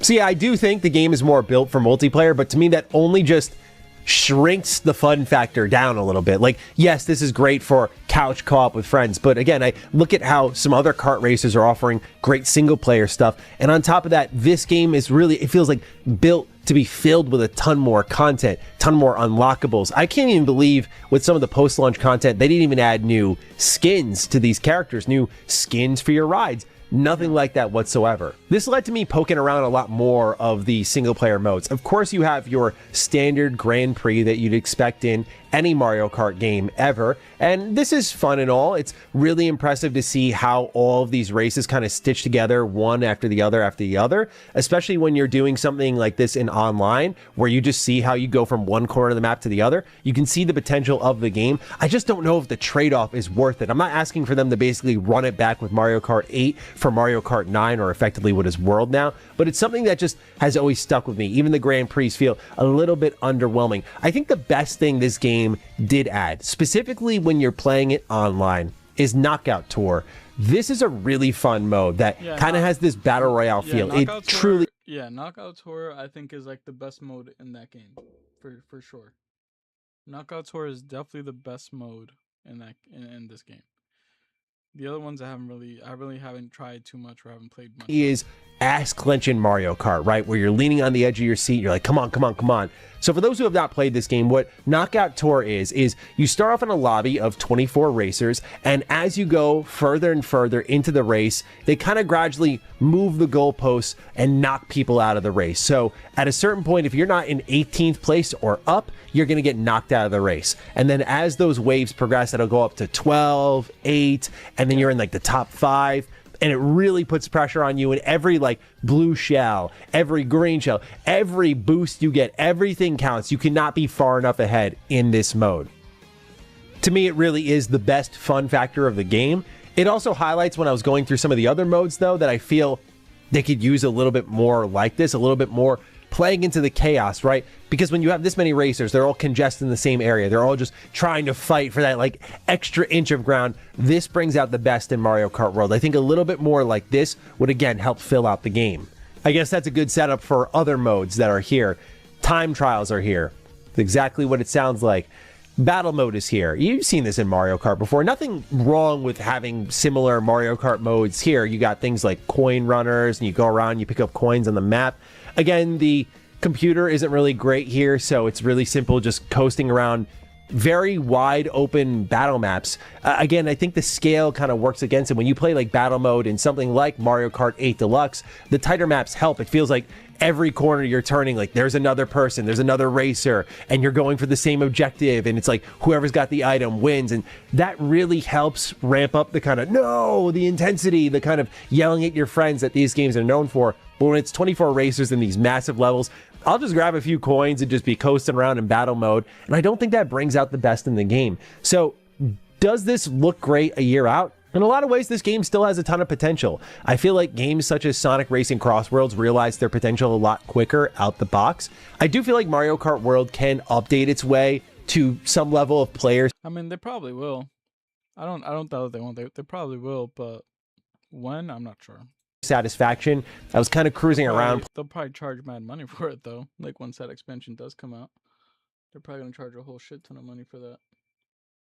Places like Reddit as well as YouTube, and kind of just seeing what the community felt about this one, because I was talking to a friend before producing this retrospective, and I was like, what do we want to actually talk about this coming week? And he was like, why don't you look at Mario Kart World a year later? And I usually hesitate on that because I'm not deep in the Nintendo ecosystem, but it's a thought process I have to snap myself out of every so often, which is that this is why it's valuable, is because I do not make a ton of Nintendo content. I don't care deeply about Nintendo like many creators do, where they live and breathe everything from Mario all the way to Yoshi. I haven't even seen the new Mario movie yet, bro. I don't care about that.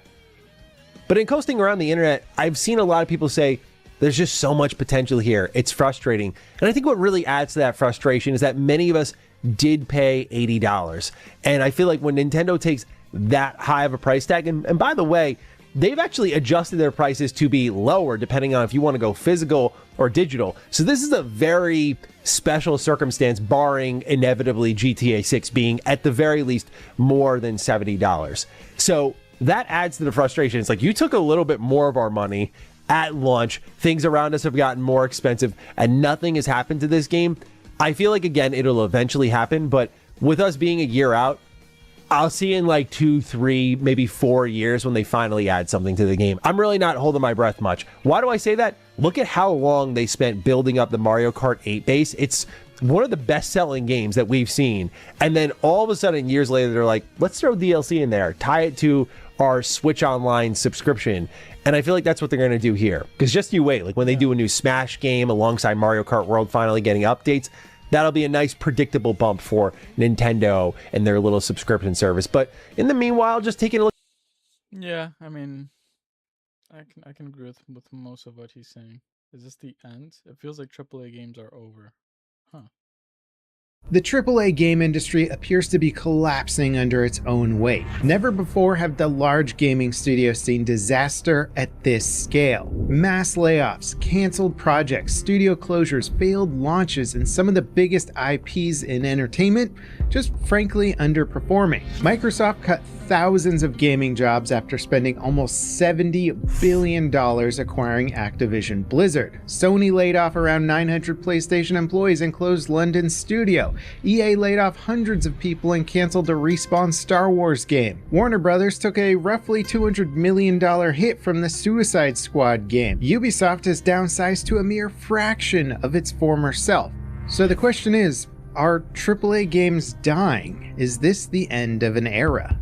Now, the easy and obvious thing to point out is that gaming in general is not dying. In fact, gaming is doing better than it ever has. People are playing. I mean, I wouldn't say that it's doing better than it ever has, because, yeah, sure, there's a lot of more games coming out there, and there's a lot of more different variety of games and whatnot, but there's not a lot of great games. Like, and what I mean by that is, like, I don't mean just great and, like, fun and stuff like that. I mean, like, games that are actually, like, playable, that are optimized day one.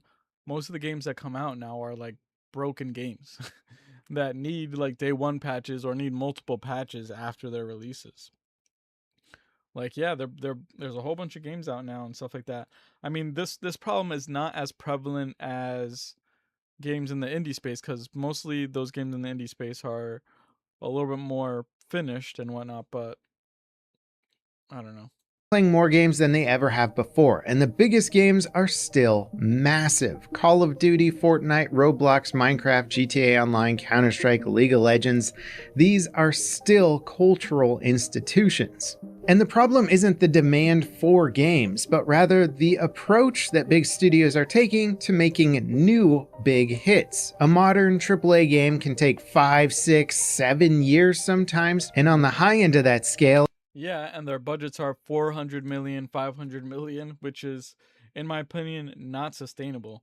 Like, if a game costs that much, you're running a higher risk of not getting that money back, or making a fraction of that back. Well, it means that a studio could spend most of an entire console generation just building a single game. And by the time that game comes out, the market could be completely different. Sometimes the audience that existed when you started on a project could be completely gone by the time it's ready to launch, or there's some new gaming trend that puts your concept to shame by comparison. It's kind of a terrifying business model, especially when you put that much money behind a giant project and go, well, I hope people are still interested in this idea in 8 years. And somehow big studios got the idea that just putting more and more money into individual projects was the right way. Instead of smaller, less expensive projects, go for the big, crazy projects. The problem with this is that the metrics for success on a game that costs hundreds of millions of dollars becomes insane,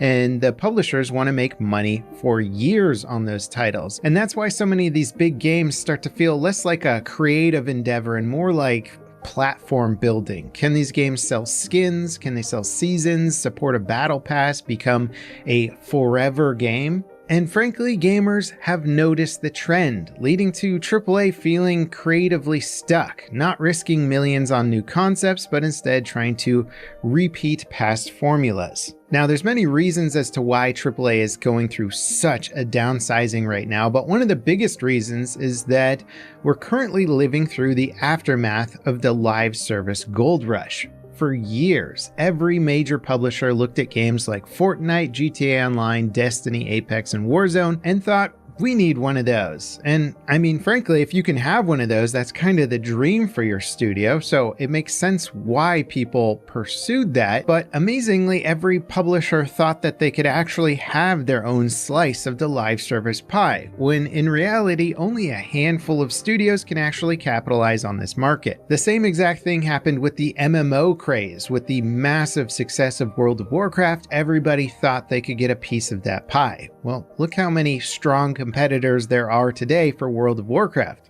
Not many. And one of the fundamental principles here that so many publishers are ignoring when they conceive of their next big project is time. Players only have time for a few forever games. I don't really know anyone who's committing a lot of time to more than 2 big games, let alone players playing up to 6 live service games, which is what studios seem to think gamers are doing. And every new live service game that comes out isn't just competing with other new games that launch that year, they're competing with every legacy live service title on the market. Roblox, Minecraft, GTA Online, Counter-Strike, Valorant, League, and every other game that already owns people's time. That means a new live service game can't just be good, it has to be so good and exciting that it's going to make people quit what they're currently playing. That means you have to make a game that's better than games that have been around. Right. And that's why, like, it kind of blows my mind that companies like PlayStation went so hard with live service games. Like, it makes no sense as to why they did that.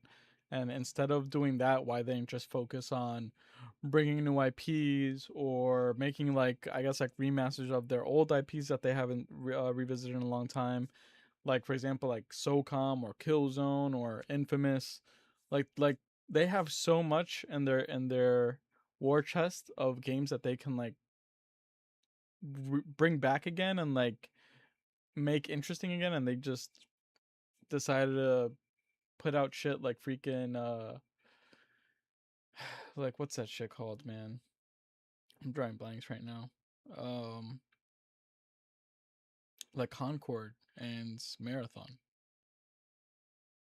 For a decade. And it's not impossible, but really the only way you can do it is to come up with a new, super exciting concept, not trying to repeat what's been done before. Frankly, it's a brutal market to enter, and the cost of failure can sometimes be massive. Not just falling short of recouping the development cost, but maybe recouping nothing at all. Concord is the clearest example of this. A game that allegedly cost Sony $400 million to develop. That to me is wild. $400 million for Concord? Like how? How? Launched the game in August of 2024, and within 2 weeks of launch, the game was taken offline and players were refunded. By the end of October, Sony had permanently sunset the game and closed Firewalk Studios. This is not a normal flop. This is a catastrophic failure. How can any one studio spend that much money to find out that they are not even remotely competitive? And it's caused Sony to rethink their entire live service strategy. It's like even when they had, because they had shown this, I think, in like one of their state of plays. It just looked so generic. It just looked so generic, so like bland. Like, it was just, there was nothing unique about it that was like interesting, that had like its own sort of spin. It was just like, oh yeah, this is just another hero arena shooter. Like, of course it's gonna freaking flop. Like, you're not doing anything creative, you're not doing anything like new with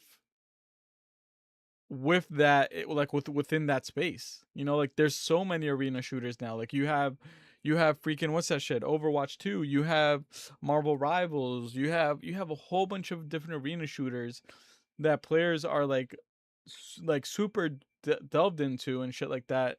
To come out with a game like this, like, of course it's gonna flop. Like, it was bound to flop.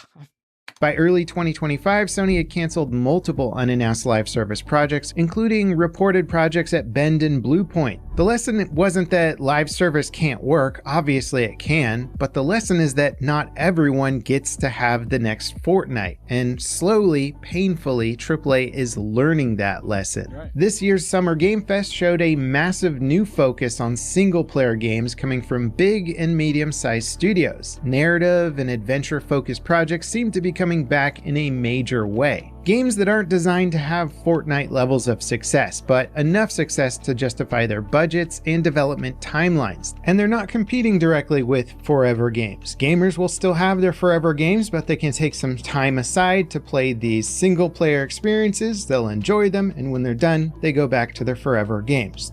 Now, arguably one of the biggest threats to the AAA gaming status quo is the rise of AA and indie developers, who are successfully competing and beating AAA titles at their own game. And they're doing this by leveraging a lot of the new innovative tools in the game industry. They're bringing a huge amount of passion to each of their projects, and they're made by smaller development teams that can pivot faster than bloated AAA studios. Developers like Ghost Ship Games have demonstrated this through flexible design strategies and intense early access periods, a strategy that has helped games like Deep Rock Galactic sell over 9 million copies. These studios are able to succeed by embracing word of mouth again and aligning their games with player interest quicker than AAA can. Now, this subject is quite deep, and frankly, there's a lot of other little factors poking at what's going on here. Too many to cover in a short form video like this, but when it comes to whether or not AAA games are dying, I don't think it's fair to say that, but it is fair to say that the strategies around AAA development are completely changing, and frankly, I think for the better, as they start to shy away from these live service game as a platform type strategies. It's just that, like, the thing is that once Fortnite came out and once once the industry saw the amount of money and attention that Fortnite was getting, they all switched course. They were like, everybody was like, we now have to do a live service game, and you don't. The thing is that you don't. Like, Fortnite is Fortnite. Fortnite is successful because it's Fortnite, but you can't expect that every game is going to be like Fortnite or is going to have the success of Fortnite, and it's like, it kind of sucks because, like, these companies don't understand that, and like the guys in suits and shit like that make the decisions tend to just be like, yeah, no, like, this is gonna this is gonna bring us money when it doesn't.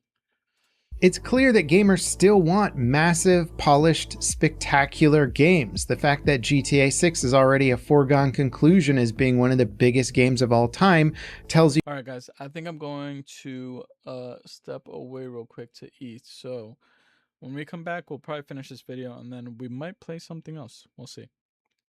But I will BRB. So I'm going to put up the screen and leave you guys with some calming music in the background. BRB.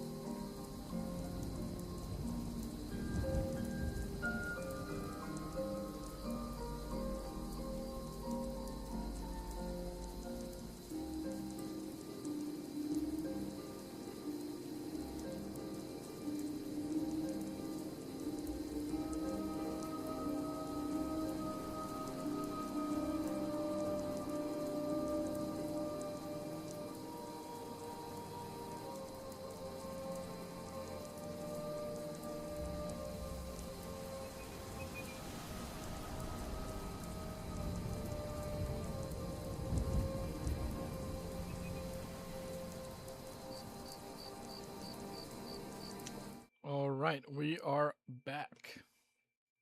So let's finish this up. You everything you need to know. We still want games that are frankly impossible for smaller teams to make. Massive worlds, great animation, cinematic storytelling, cutting-edge visuals, big multiplayer sandboxes, and unforgettable cinematic set pieces. But the model is changing, and the future, frankly, I think belongs to studios that can give themselves the flexibility to innovate at scale. Embark is one of my favorite examples of this. They're not a small studio by any means, but with both the finals and arc raiders, they had big teams, but not bloated teams. They also had realistic expectations for success and budgeted accordingly and gave themselves time to pivot and adapt. Both of their games were new and exciting ideas. Sure, they borrowed a lot from what already existed, but they took some risks and they did so at scale where more big studios are afraid or incapable of doing so. So once again, AAA gaming isn't dying, but it is kind of being reset. The pandemic boom is over, the live service gold rush is overcrowded, and gamers have more choices than ever before. So any new games coming onto the scene, well, truly do have to be new and exciting to get our attention. For gamers, frankly, the landscape is looking pretty darn good. We've never had as big of a selection of games as we do now. And the games are better than ever because they have to compete with other fantastic games. And if big studios adapt properly and take some notes from Embark and other smaller successful studios, we could be in for a new era of AAA games that excite gamers once again. But the next big waves of successful AAA games probably won't be the mega forever games that you're used to them shooting for. They might be single player experiences or smaller scale co-op games that aren't meant to live forever. And the studios that aren't able to adapt and learn these important lessons will continue to shrink into obscurity, while AA studios will grow to take up the mantle. I'm not concerned about the future of gaming, but I'm also not celebrating the downsizing that's happening right now. A lot of hardworking developers are losing jobs because of the industry's poor judgment and poor leadership. Hopefully these jobs will come back someday, or that AA studios will eventually grow big enough to employ a lot of the people who have lost their jobs over the years. And as I said before, this issue is not necessarily simple or straightforward. There isn't just one or two things that are affecting the downsizing of AAA gaming. There's a lot. And if there's some interesting contributors that you think I'm overlooking or didn't include in this video, let me know in the comments. I'd be curious to hear your opinion on it. Also, if you want to see some behind the scenes for an indie development process, check out the latest devlog for Sea-Beams, a spaceship action RPG that I am building myself. There's certainly many challenges behind building your own video game. Okay.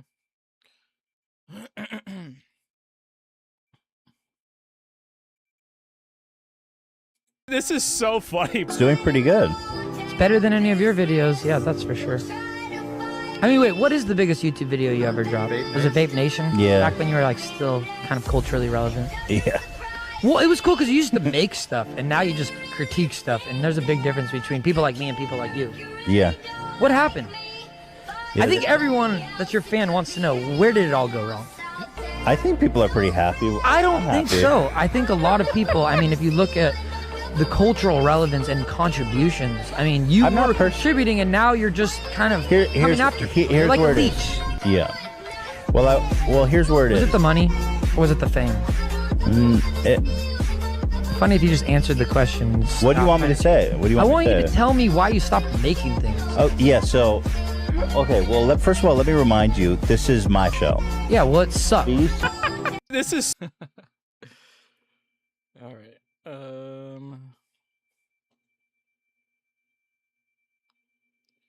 Let's see here.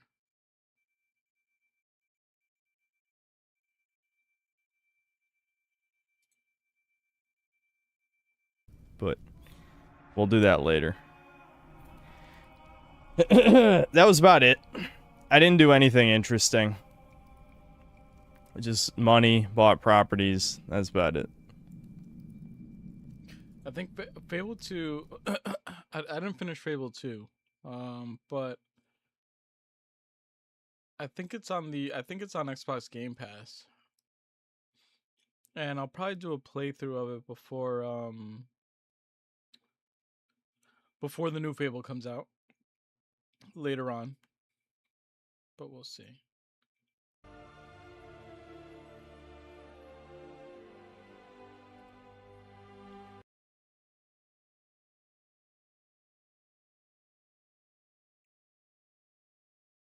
Here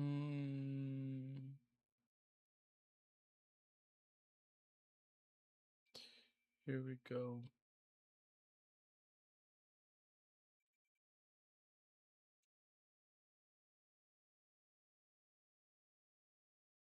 No delay.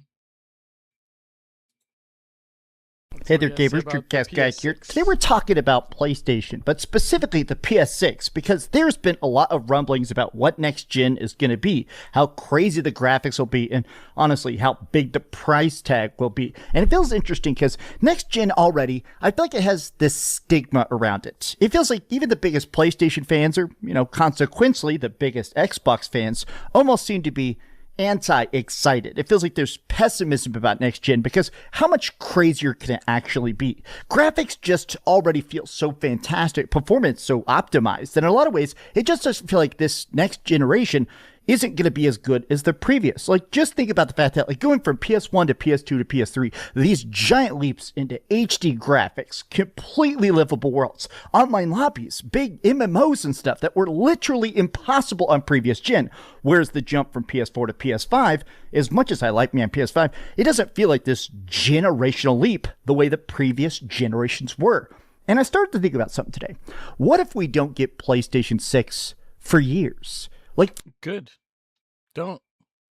There's no reason for a PlayStation 6 to come out next year, the year after, or the year after that. I feel like this generation of PlayStation with the PS5 has been such a slow generation, and there's just been so much shit that has happened that, it's just, I feel like this generation hasn't even come out with super huge games. I think like the most notable game that's probably gonna take maybe like the full advantage of the PS5 and what the PS5 has to offer, and like what the PS5 Pro has to offer, is probably gonna be GTA 6. I think the other game that did it on some sort of level with the PlayStation 5 Pro was Crimson Desert, but Crimson Desert, in my opinion, it was kind of boring for me. I didn't really enjoy it when I played it, so I just didn't go back to it because the story is kind of meh. I don't even think there is a story or a cohesive story to it. So it was just kind of boring. But yeah, no, besides that, I don't think there's any other game that I can think of off the top of my head that's been notable on the PS5 that's been wow, this looks amazing. This is for example, the game that would be comparable would be I guess on the PS3 when Last of Us came out on PS3. That game was freaking, that shit was amazing for its time, but a game like that would be for the PlayStation 5, I nothing comes to mind. For years and years and years, right? The PlayStation 5 came out in 2020. What if this is a 10-year generation, the way that some other generations have been, like the PS3? And I wanted to kind of just dig into that idea. What if Sony does not feel that fire to rush? Well, currently, Xbox, according to basically all their public statements, is basically just trying to throw Project Helix out there to maybe die. I think that Sony is in a unique position with the PS5, where I think that Project Helix probably isn't. Well, I mean, I don't know, because supposedly rumors are saying that it's expected to come out next year, but I think that Microsoft would be wise to delay that too, especially with all the cuts that they're doing and shit like that right now. I don't see any point in jumping in to another console, especially if it's going to be super expensive to make, and if they're going to price it or try to sell it at $1,000 or more, it's gonna be dead on arrival. It's just there's no point in doing that right now. They could just stall. At this point, this is the default console. I mean, with almost 100 million PS5s already, the PS5 is the biggest console on the planet right now. And if you're not playing on PC, you're probably playing on PS5. And I think they're in an interesting spot because right now, all the developers and stuff have to wait on Sony. Next gen exists when they say it does. So let's take a look at this, because I want to break down this interesting idea that I've seen some people kind of kick it around, which is that the PlayStation 6 really could come out in 2040, and everybody kind of has to deal with it. Let's get into it. Hi, hope you're having a great day. If you could, please give this video a like. I don't think I don't think it's gonna come out in 2040. I don't think that we're gonna have this generation for what, 15 years. Yeah, no, the PS5 generation is not gonna last like another 15 years. That's just not, that's not true. Okay, I'm thinking more like, you know, maybe they push it for another 5 years, maybe, and I think that's pushing it. They probably will come out with the PlayStation 6 towards the end of 2029, or like maybe early 2030. I think at most, in my opinion. I think, I'm not sure. Like and subscribe if you haven't already. So I do honestly feel like a lot of that pessimism around next gen is the lack of first party games. While we have gotten some good third party exclusives, or even just third party stuff in general, right? The best Resident Evils, the best Final Fantasies, a lot of really crazy stuff coming out. But just in general, like the idea of next gen, like we haven't even gotten a new Naughty Dog yet. Intergalactic, The Heretic Prophet, some leaks are sort of hinting about the fact that it's about to come out. But I feel like I'm sort of reflecting on how crazy something was like the PS3 generation. This was the longest console generation of all time. The Xbox 360 and the PlayStation 3 were out for almost 10 years. In fact, right. And I think that that's going to be the same, like I mentioned, that's going to be the same case for this generation. I think so. You know, it's probably going to be out for a good 10 years. And I think I'm fine with that, because like I said, there has been no notable games that have come out on these consoles, on these current generation consoles, that make you or anyone be like, I have to rush out to buy a PS5 for this game. There's no game like that that I can think of that comes to mind. There is no game that you should rush out to buy a PS5, whatever the price is, to play that game. And I think the game that will do that is probably GTA 6 when it comes out. Just shy of 10 years, and it happened for a very specific reason.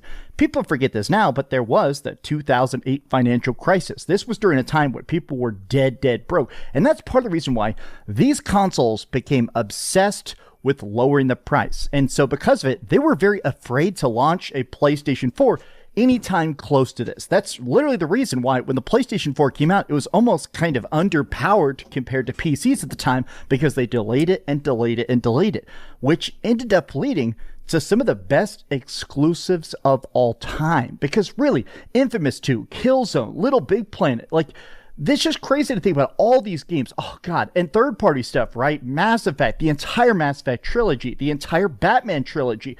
Oh my gosh, the entire original Assassin's Creed game. Most of these games came out on PS3. I think Mass Effect 2 was out on PS3. Arkham City came out on PS3. Assassin's Creed 2 came out on PS3. And this is the only one that came out on PS4. This was not on... It's Red Dead Redemption, right? These games were spectacular. And I keep thinking about the fact that this happened because they were not in a rush for next gen, because they had to find a way to just optimize and perfect the PlayStation 3 and the Xbox 360 for an entire decade. If you look at launch graphics of the PS3 towards the end of the generation, like at the end of the PS3, the stuff already looked like PlayStation 4 just by like raw coding magic. And I'm kind of thinking about the fact that this... Yeah, like with like how, like I mentioned, with games like The Last of Us. The Last of Us looked really impressive for its time on PS3. This makes me think that there is not that same sense of like thirsty desperation that Sony had with previous generations. Sony is just so far on top, they don't feel that need to innovate and advance and fund and experiment. They really do feel like they're kind of just sitting back and going, yeah, if we don't make the games, third party will, so we win no matter what, right? And I started thinking about this a lot because there were these weird statements yesterday that apparently PlayStation has said that they're going to stop supporting PC because the sales have been so inconsistent that sometimes the money is great, sometimes the money is terrible. And people are like, well, that's because, honestly, you're releasing some broken PC ports, games releasing years later. Main reason why Sony is trying to justify this, but I'm not buying it. They didn't go all in and take the PS market seriously. And a lot of people are saying that this quote, I made a video about this yesterday. They're talking about in-house single-player experiences that further refine the value of the PlayStation experience. As I record this video, obviously the PS5 is a huge thing. The PS5 is gargantuan, but those sales are not really PlayStation stuff. Whereas with the I don't know what he means by the PlayStation 5 is gargantuan. I mean, I guess in terms of overall sales, as what it has sold compared to like Xbox and whatnot, yeah, but Like I said, there's nothing right now currently that I can think of. Any game that comes to mind that's exclusive to the PS5 or third party on the PS5 that's like you have to rush out to buy a PlayStation 5 for this game. PlayStation 4 and of course the PlayStation 3, the biggest games, it's crazy to think about now, were Sony exclusives. They were Sony first party games. And so now it feels weird that like Sony feels like driven to go back to their roots after years and years and years, almost like 4 years now of trying to put out live service stuff. They kind of realize, oh yeah, stories matter. Characters matter. Like the 10 million copies you sell of like some live service stuff doesn't compare to like the 70 million copies you could sell of like a crazy God of War or something like that. Those characters, that IP is what sells the system long term. And the PS5 just doesn't have that. But I started to think about this because there's been a lot of people complaining about the focus on optimizing the 9th generation. We're currently in the 9th generation of consoles. Delay the PS6 and Project Helix indefinitely. Both will be unaffordable until hardware costs return to normalcy, and most will keep the box they currently have, and any next-gen game will be cross-platform anyways. Now, obviously here on the channel, we've disagreed with Paris a lot, but I do think he has been correct about the fact that he has been tweeting a lot about how gaming is just too expensive. It's just not. And sometimes people get mad at him saying, oh, Paris gets everything for free. But I think it's interesting that even he, a guy with like a lot of access and insider scoop stuff, he is basically like, look, man, even people getting this stuff for free see how impossible a lot of this stuff is, how unreachable a lot of this tech is, how unaffordable a lot of this tech or even the games are, right? Now that we're talking about $80, $90, $100 games on top of like microtransactions and stuff. And people are like, okay, who's even wanting new hardware? Feels like games this gen. Yeah, like I said, right now, you know, people who have like who have PlayStation 5s or have Xbox Series X and stuff like that. Like there's nobody that I can think of that's saying like we need new systems or we need like a new console, because even graphically, like I don't think it's not gonna be like some giant leap. It's not gonna be like, for example, like the leap from like how PS3 went to PS4. You know, like it's if they come out with new consoles within the next 2 years or so, we're just gonna get a whole bunch of remasters and remakes of the same shit that's already out. Are still being optimized well. I don't need more power and higher fidelity graphics. Here's something I saw that really stuck out at me, right? I'm afraid there's no going back at this point, Paris. Something I've seen people kind of discuss is that we're almost past this generation of prices going down. I've seen some economists and stuff talk about the fact that there isn't magically going to be some giant like pop. Even if the AI bubble pops, well, yeah. I guess. Yeah, and that's the thing, that these companies, bro, they're not going to lower the prices. We're not going to see lower Xbox or PlayStation 5 prices until they do come out with the next gen systems. I do not expect, even when things do start regulating again, even when prices do start regulating again, overall, like the supply starts, like, you know, the supply chain starts getting like more regulated, everything is going back to normal. I highly doubt that these companies are going to bring down their prices. They're not going to do it because their whole business model is making the most money that they can. And they'll just find another excuse, or they'll say some bullshit because of market conditions, quote unquote, you know, we're raising prices or we're keeping prices as is. It's going to be a load of bullshit. Unfortunately, the prices are going to stay at where they are, if not increase even more. And in my opinion, and I don't think we're going to see within this generation these consoles get cheaper. You know, maybe during like a Black Friday sale or something like that, if they do like some crazy Black Friday sale, but like overall, in like the long term, I highly doubt it. Yes, I should say, when the AI bubble pops, stuff that right now costs $1,000 for a graphics card, they're not going to suddenly make it back down to $400. Instead, they're going to make it cost like $700, and they're just going to get a much bigger profit, right? They're not going to suddenly just make stuff dirt cheap because it's cheaper for them to make, right? And I'm thinking about that because when it comes to all these in-house single-player games, the costs to make it are going to be relatively same. It's going to be that cost to sell it, that cost of consoles, that cost of actually getting. And you know what's going to happen though? I'm going to tell you what's going to happen. That's fine. If they don't want to bring down the prices and stuff like that, but they are definitely not going to see the amount of sales that they were getting when it was at a reasonable price. You're going to be getting a lot less people buying into it. And what that's going to do is just pretty much force the market, and it'll have to force them to drop the price, because if you have nobody buying it at the price, the crazy ass price that they want to list it at, you're going to have no sales. So access to it that is staying high. And I'm seeing this, right? PS6 has not been delayed. My thing is, for example, like me, I usually don't buy games like day one unless it's like something that I really want to play, or something that, you know, like I buy because I want to stream the game or whatever, and I kind of want to like do like a gameplay series of it. But in my general consensus, I would usually just wait to buy a game on a sale or on a deep sale. It's not worth buying the game day one. The only game that I'm probably gonna buy day one is probably gonna be GTA 6, and that's because I'm gonna be streaming the shit out of that game, and everybody's gonna be fucking doing content with that game and whatnot. So Reports have been coming out referencing this. Sony in 2026 said this: "We have not decided on what timing we want to launch the new console or what prices. We would like to really observe and follow the situation." Now, a lot of people at the time, myself included, said that essentially it feels like they're trying to wait for prices to come down. It does seem like just in general that with everything being so pricey, if you launched a $1,500 PlayStation 6, nobody's buying that, bro. The biggest PlayStation fan is not taking out a loan. I mean, what is that? You can get a crappy car for like $5,000, right? I'm not going to freaking get a console for 1/3 the price of a vehicle, right? And a lot of people started kicking around the idea of, okay, what if next gen does get delayed?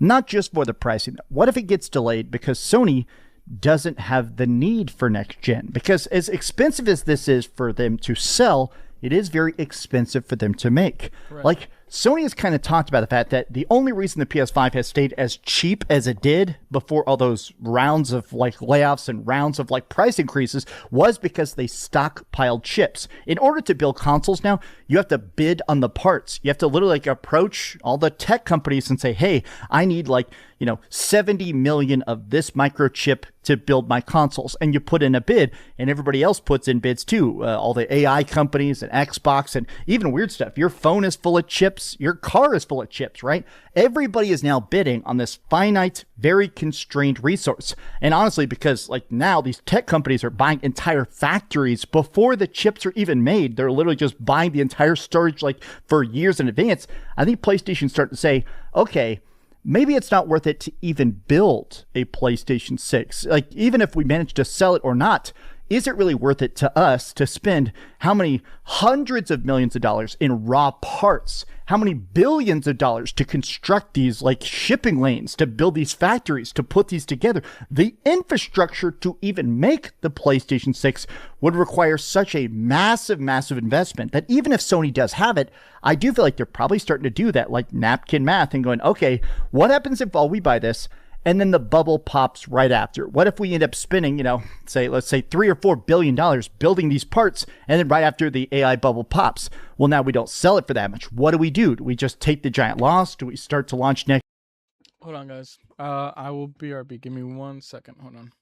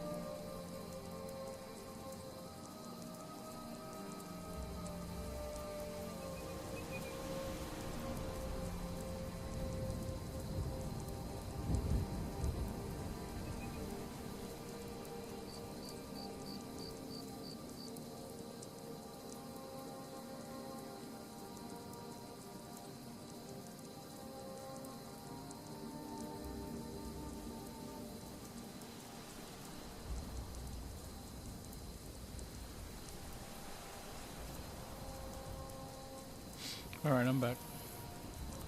Let us continue this. Next gen early? Do we wait for a while? How do we handle this? I think that they're starting to realize that there is not that need to launch next gen because they're not really going to get behind. This is not some sort of like thing where they're having to compete. PlayStation games are still great. A lot of these games are actually like getting talked a lot. Like the talk right now for the pre-order numbers for Wolverine and God of War, Le Fay, all these games look like they have crazy hype, like tens of millions of views on YouTube. The hype around this is crazy and they're not going anywhere, right? These will never, ever come to PC. There is no ambiguity on their strategy. During the town hall a few weeks ago, Herman Hulst told staff their single-player narrative games will be PlayStation only and explained they were inconsistent with their PC releases, they didn't make enough money, and they want to keep their IP aligned with the platform. And so I started to think that there really isn't a need for next-gen whatsoever. They could just wait to do PS6 forever. They could just drop it in 5 years. They could just wait until anything changes or just drop it randomly on a Thursday. Because right now, they don't have to make it. Right now, the PS5 is so big, I really think they should sit on it and just make it cheaper and cheaper and cheaper and cheaper. I still stand by the fact that if Sony had the option right now to make like a $1,200 PlayStation 6 or a $300 PlayStation 5, they would choose that $300 PS5 for the next decade. They want you to buy it. They want you to play stuff. They want everybody on the planet inside their platform ecosystem. And I saw this by Deke Tweak. Sony making first-party exclusive games also gives them more flexibility should the PS6 be delayed. Exclusivity would bridge that connects the two gens. PS5 would get more valuable as the generation is elongated, and the PS6 releases on time. The policy would carry over. I've been thinking about the fact that right now, a lot of us are assuming that next gen is coming because it's always came, right? You always get generation, the next advancement, bigger worlds, crazier graphics, cooler controllers, bigger exclusives. But for the first time, there is like an economic aspect to it, that this industry right now, with all the layoffs, with all the closures, with all the games that have just been delayed for years and years and years to the point at which they can't sell enough to break even if they try to, at this point, Sony may be doing the smartest move to just not release a PlayStation 6 at all. Or if they drop it in years. Do it after the PS3 or the PS5 is completely run out of gas. Do it when the PS5 stops selling. Right now, the numbers are down a lot because of all the price increases. Let's see how much the sales. And the price increase, like I said, the price increases is probably gonna continue happening. I don't think prices are gonna come down. You know, maybe towards the end of the PS5 life cycle, they'll start doing like sales and like, you know, giving like offers and whatnot and bringing down the price to be cheaper. But in the meantime, these prices are here to stay, unfortunately. The PS5 spike after GTA 6 comes out, or Wolverine, or God of War Le Fay. Let's see if those games suddenly just skyrocket the conversation, the love, the popularity of the PS5 that shows that the PS6 really isn't necessary. I don't know. These are some off-the-cuff thoughts. How do you feel about this current generation? How do you feel about the idea of PlayStation 6? And what's the most you would pay for it? To me, I paid $500 for my PS5, and I'll be honest, I feel like I definitely got, you know, thousands of dollars worth of fun out of it. But if they try to launch next gen and it's over $700, that feels like a death sentence to me. But that's just my frame of mind. Tell me what you think in the comments down below. If you could, please give this video a like, subscribe if you haven't already. It's just that there's no what would be the reason for a PlayStation 6 right now? If PlayStation right now were to announce, listen, the PlayStation 6, we're working on it, it's coming out within the next year and a half, for the next 2 years, what would be the selling point of the PlayStation 6? Sharper graphics, 120 frames per second, locked for all games, which is probably not going to happen. It's just like I don't see for that. Like I'm telling you, man, like PC gaming and the PC is the best option to go to right now, you know, because eventually these companies like Microsoft and Sony, they're gonna end up putting their games on it eventually. So yeah. All right. Well, I think I think we're good on, you know, there's nothing else I really want to see right now. And I've talked myself out of the whole Xbox. I'm done talking about Xbox and PlayStation. Let's see what we got here. Let's see what games we can play. What can we play?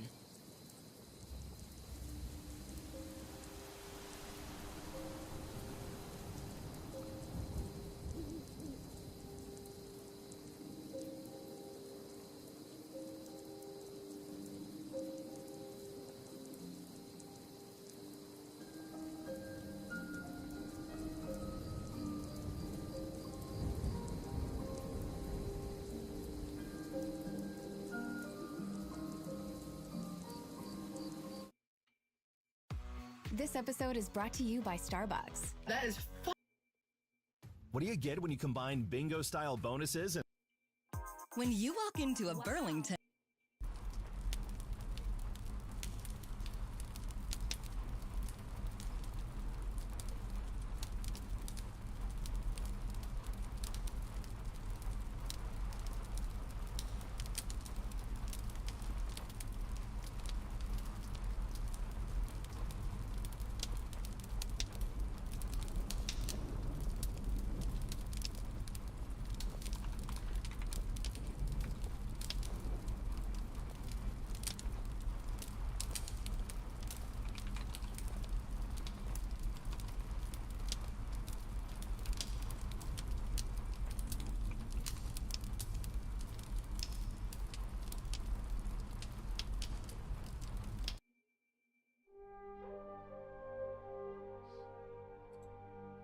Yeah. Alright, let's put that.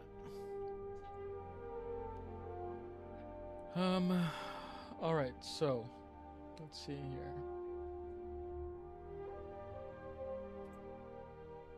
Okay. Not sure what's to play here. Should we start Dead Space 2?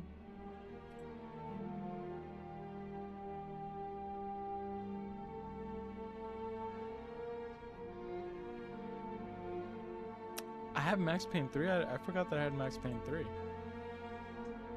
33 gigs.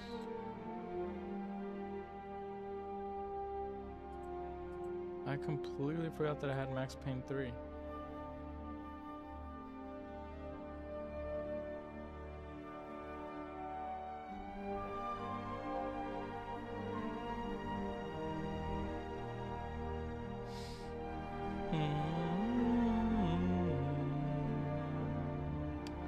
I have no idea what to play, my friends.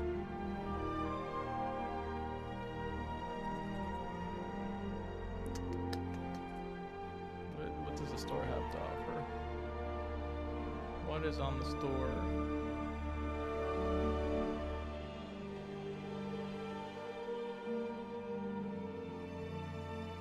What is this?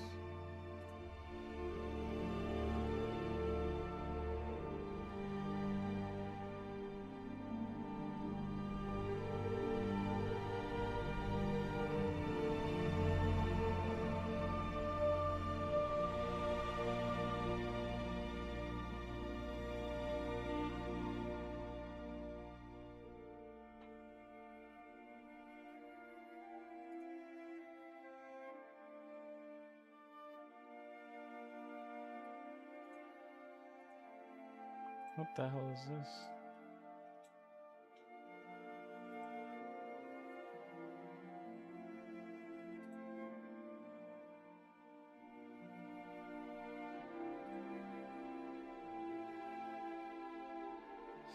Valor Mortis.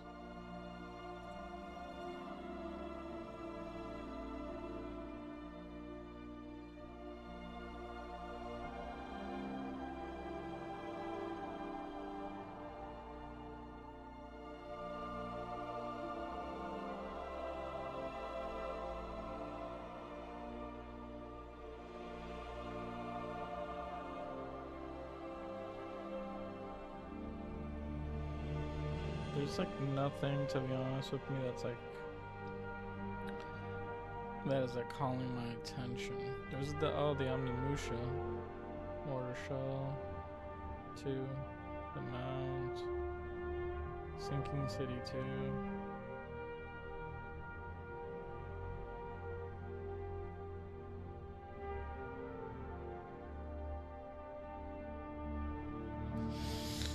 I don't know, guys. I don't know.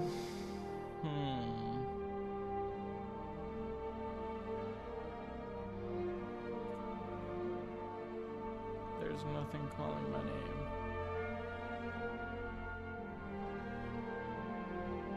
What's this?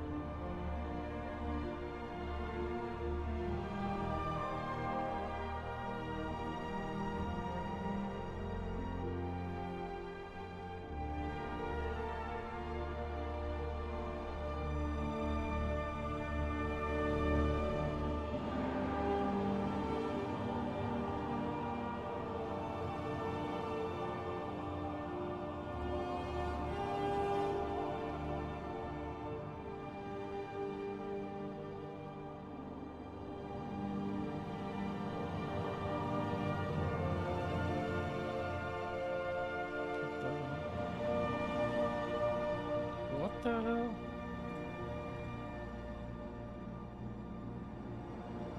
Is that like a fetus?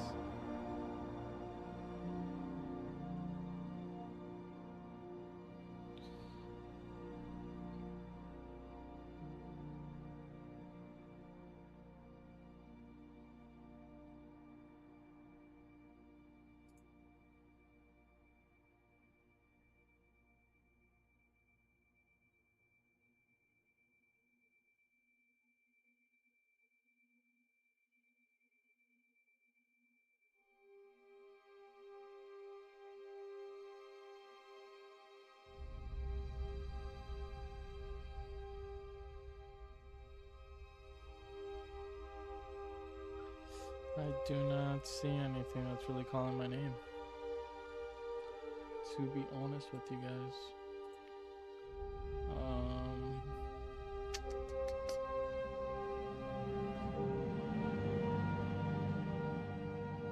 Yeah.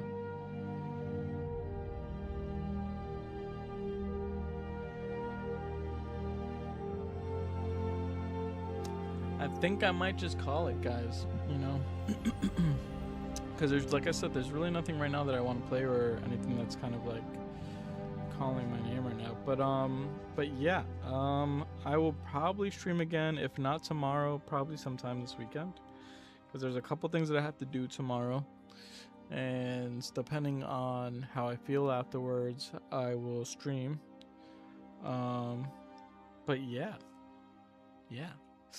Whoever came by, whoever passed by, thank you for checking out the stream. If you stuck by, stuck around, I will see you guys possibly next time. This has been another stream. See you on the next one. Peace.